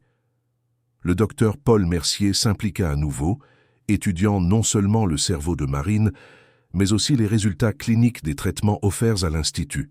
Les données étaient impressionnantes, des taux d'amélioration significatifs qui surpassaient de loin les traitements conventionnels, surtout dans les cas de douleurs chroniques, de traumatismes et de conditions psychosomatiques. Le travail commença à être présenté lors de congrès internationaux, attirant l'attention de chercheurs et de professionnels de la santé du monde entier. Avec tout ce succès, des défis surgirent également. Il y avait des professionnels qui remettaient en question la légitimité du travail, le qualifiant de pseudoscience, exigeant plus d'études contrôlées. Marine apprit à gérer les critiques, à séparer celles qui étaient constructives de celles qui n'étaient que du scepticisme infondé. Édouard la soutenait toujours, lui rappelant que l'innovation rencontrait toujours de la résistance, que l'important était de maintenir l'intégrité du travail et de laisser les résultats parler d'eux-mêmes. Il y eut aussi le défi de maintenir l'équilibre entre la croissance et l'essence de l'Institut. Il recevait constamment des offres d'investisseurs désireux d'étendre l'entreprise, de la transformer en franchise, de transporter le modèle dans d'autres villes.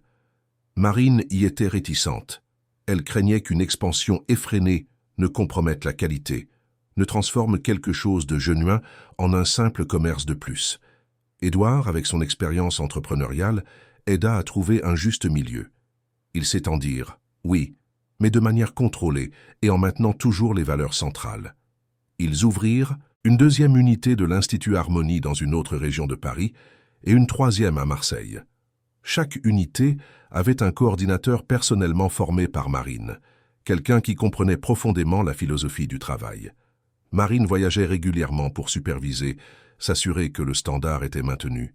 C'était épuisant, mais aussi gratifiant de voir l'étendue du travail se multiplier. Au milieu de toute cette agitation professionnelle, la vie personnelle de Marine et Édouard s'approfondit. Ils trouvèrent un rythme propre, une façon d'être ensemble, qui respectait l'individualité de chacun, mais célébrait aussi l'union. Ils avaient des rituels simples, mais significatifs. Ils dînaient ensemble, tous les soirs quand c'était possible, toujours sans téléphone portable à table, dédiant ce temps uniquement à parler de la journée, de leurs rêves, de rien et de tout. Le dimanche, ils faisaient des promenades au parc des Buttes-Chaumont, observant les gens, les chiens, les enfants, se rappelant que la vie simple avait aussi sa beauté. Édouard commença à se redécouvrir à travers sa relation avec Marine.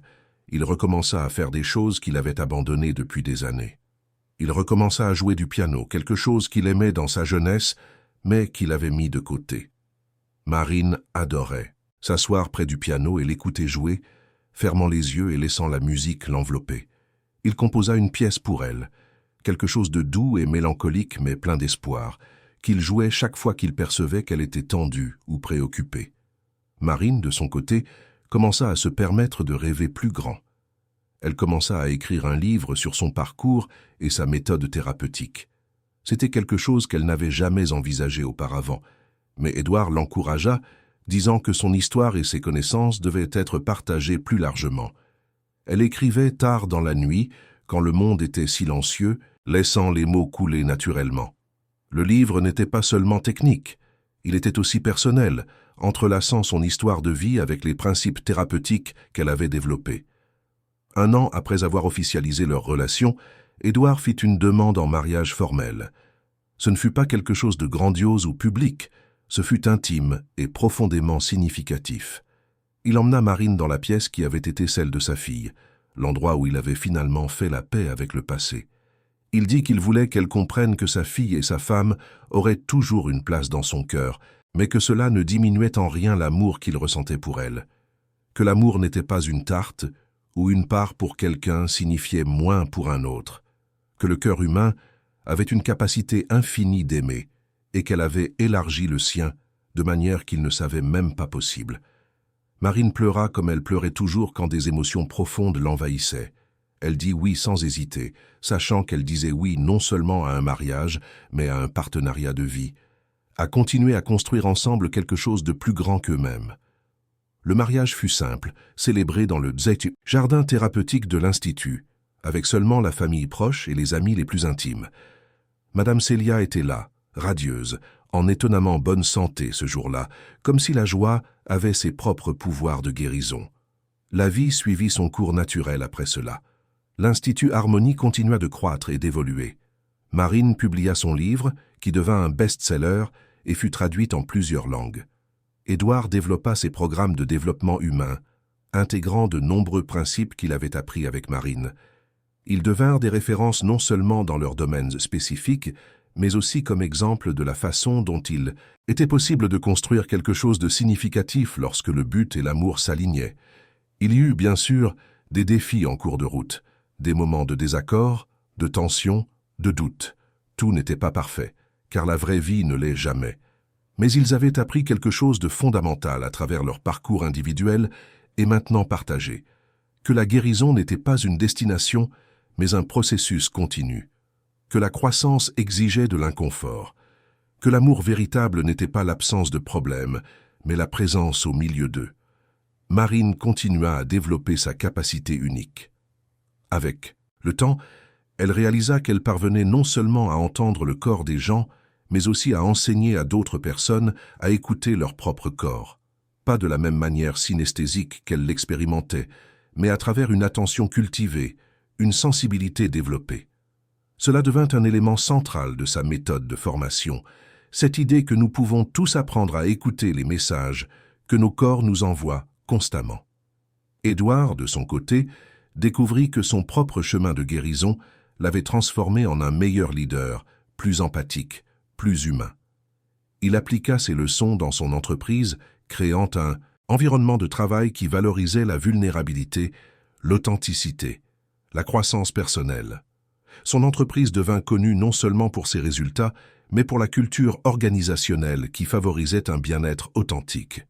Madame Célia vécut encore 7 ans après le mariage de sa fille, des années de qualité que personne n'avait prédites.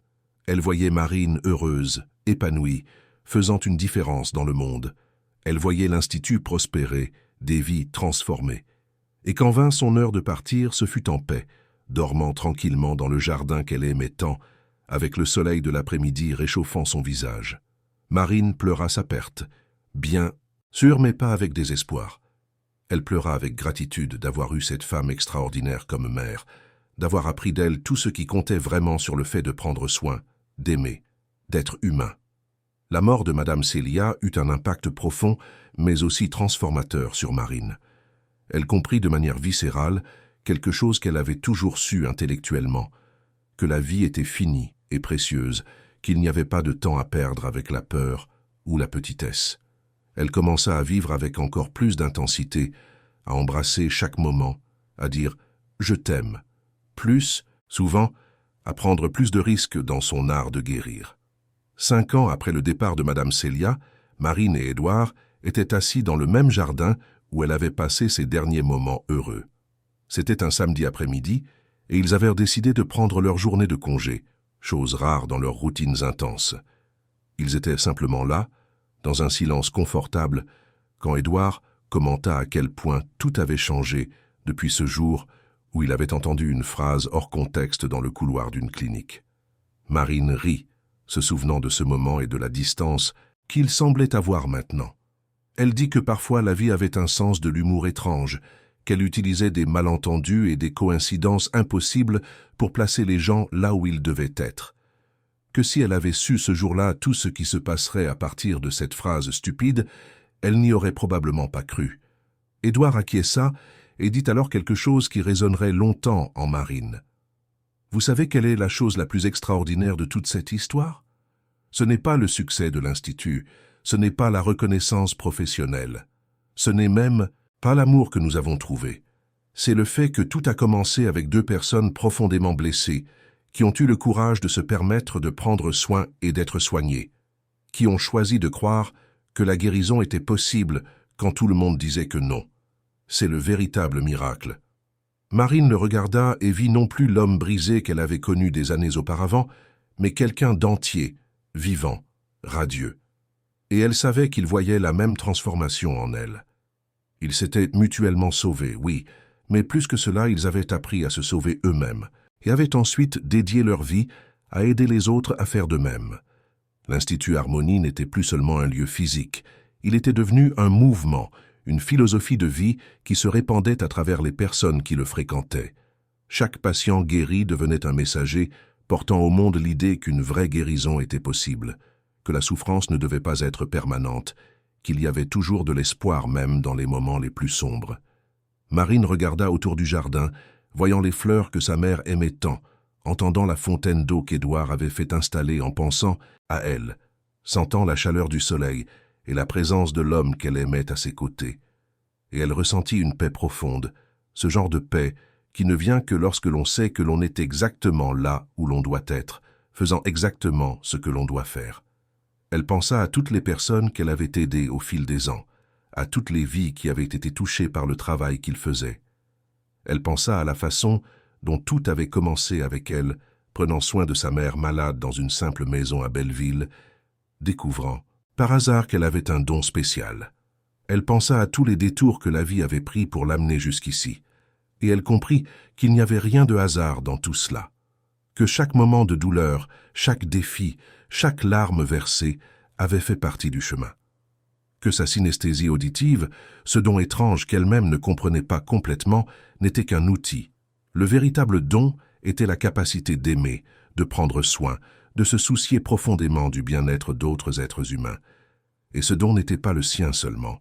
Il appartenait à toute personne qui choisissait d'ouvrir son cœur, malgré les risques, qui choisissait de tendre la main pour aider même quand personne ne le demandait, qui choisissait de croire en la bonté humaine quand il serait plus facile de devenir cynique. Marine se leva et tendit la main à Édouard. Il la prit, se leva aussi, et les deux marchèrent ensemble dans le jardin en direction de l'Institut où il y avait encore du travail à faire, des patients à soigner, des vies à toucher. Mais maintenant, ce n'était plus un poids, c'était un privilège. Ce n'était plus un fardeau, c'était un cadeau. Et en marchant, Marine aurait juré qu'elle entendait la voix de sa mère dans la douce brise de l'après-midi, disant ce qu'elle disait toujours quand Marine était enfant et avait des doutes sur sa place dans le monde. « Tu es née pour ça, ma fille, pour être lumière dans l'obscurité, guérison dans la douleur, présence dans la solitude. N'en doute jamais. » Marine sourit, serra un peu plus fort la main d'Édouard et continua son chemin. Parce qu'elle avait encore toute une vie à vivre, des histoires à créer, des gens à aider. Et maintenant, enfin, elle savait qui elle était. Non seulement la femme avec un don incroyable avec la bouche, mais Marine, fille de Célia, femme d'Édouard, fondatrice de l'Institut Harmonie, thérapeute, écrivaine, enseignante, mais surtout une femme qui avait appris que le plus grand don que quiconque puisse avoir est le courage d'aimer complètement, de prendre soin sincèrement et de ne jamais renoncer à la croyance que tout être humain mérite d'être vu, entendu et guéri.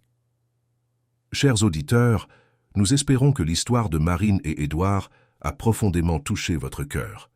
Si vous avez été ému par ce voyage de dépassement, d'amour et de transformation, laissez votre j'aime, abonnez-vous à la chaîne et racontez-nous en commentaire quel moment vous a le plus marqué.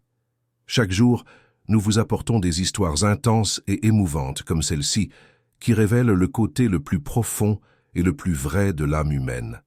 Chaque histoire est une opportunité de réfléchir sur nos propres parcours, nos défis et notre capacité à nous réinventer. Nous vous attendons au prochain épisode où une autre narration touchante est préparée spécialement pour vous. À bientôt.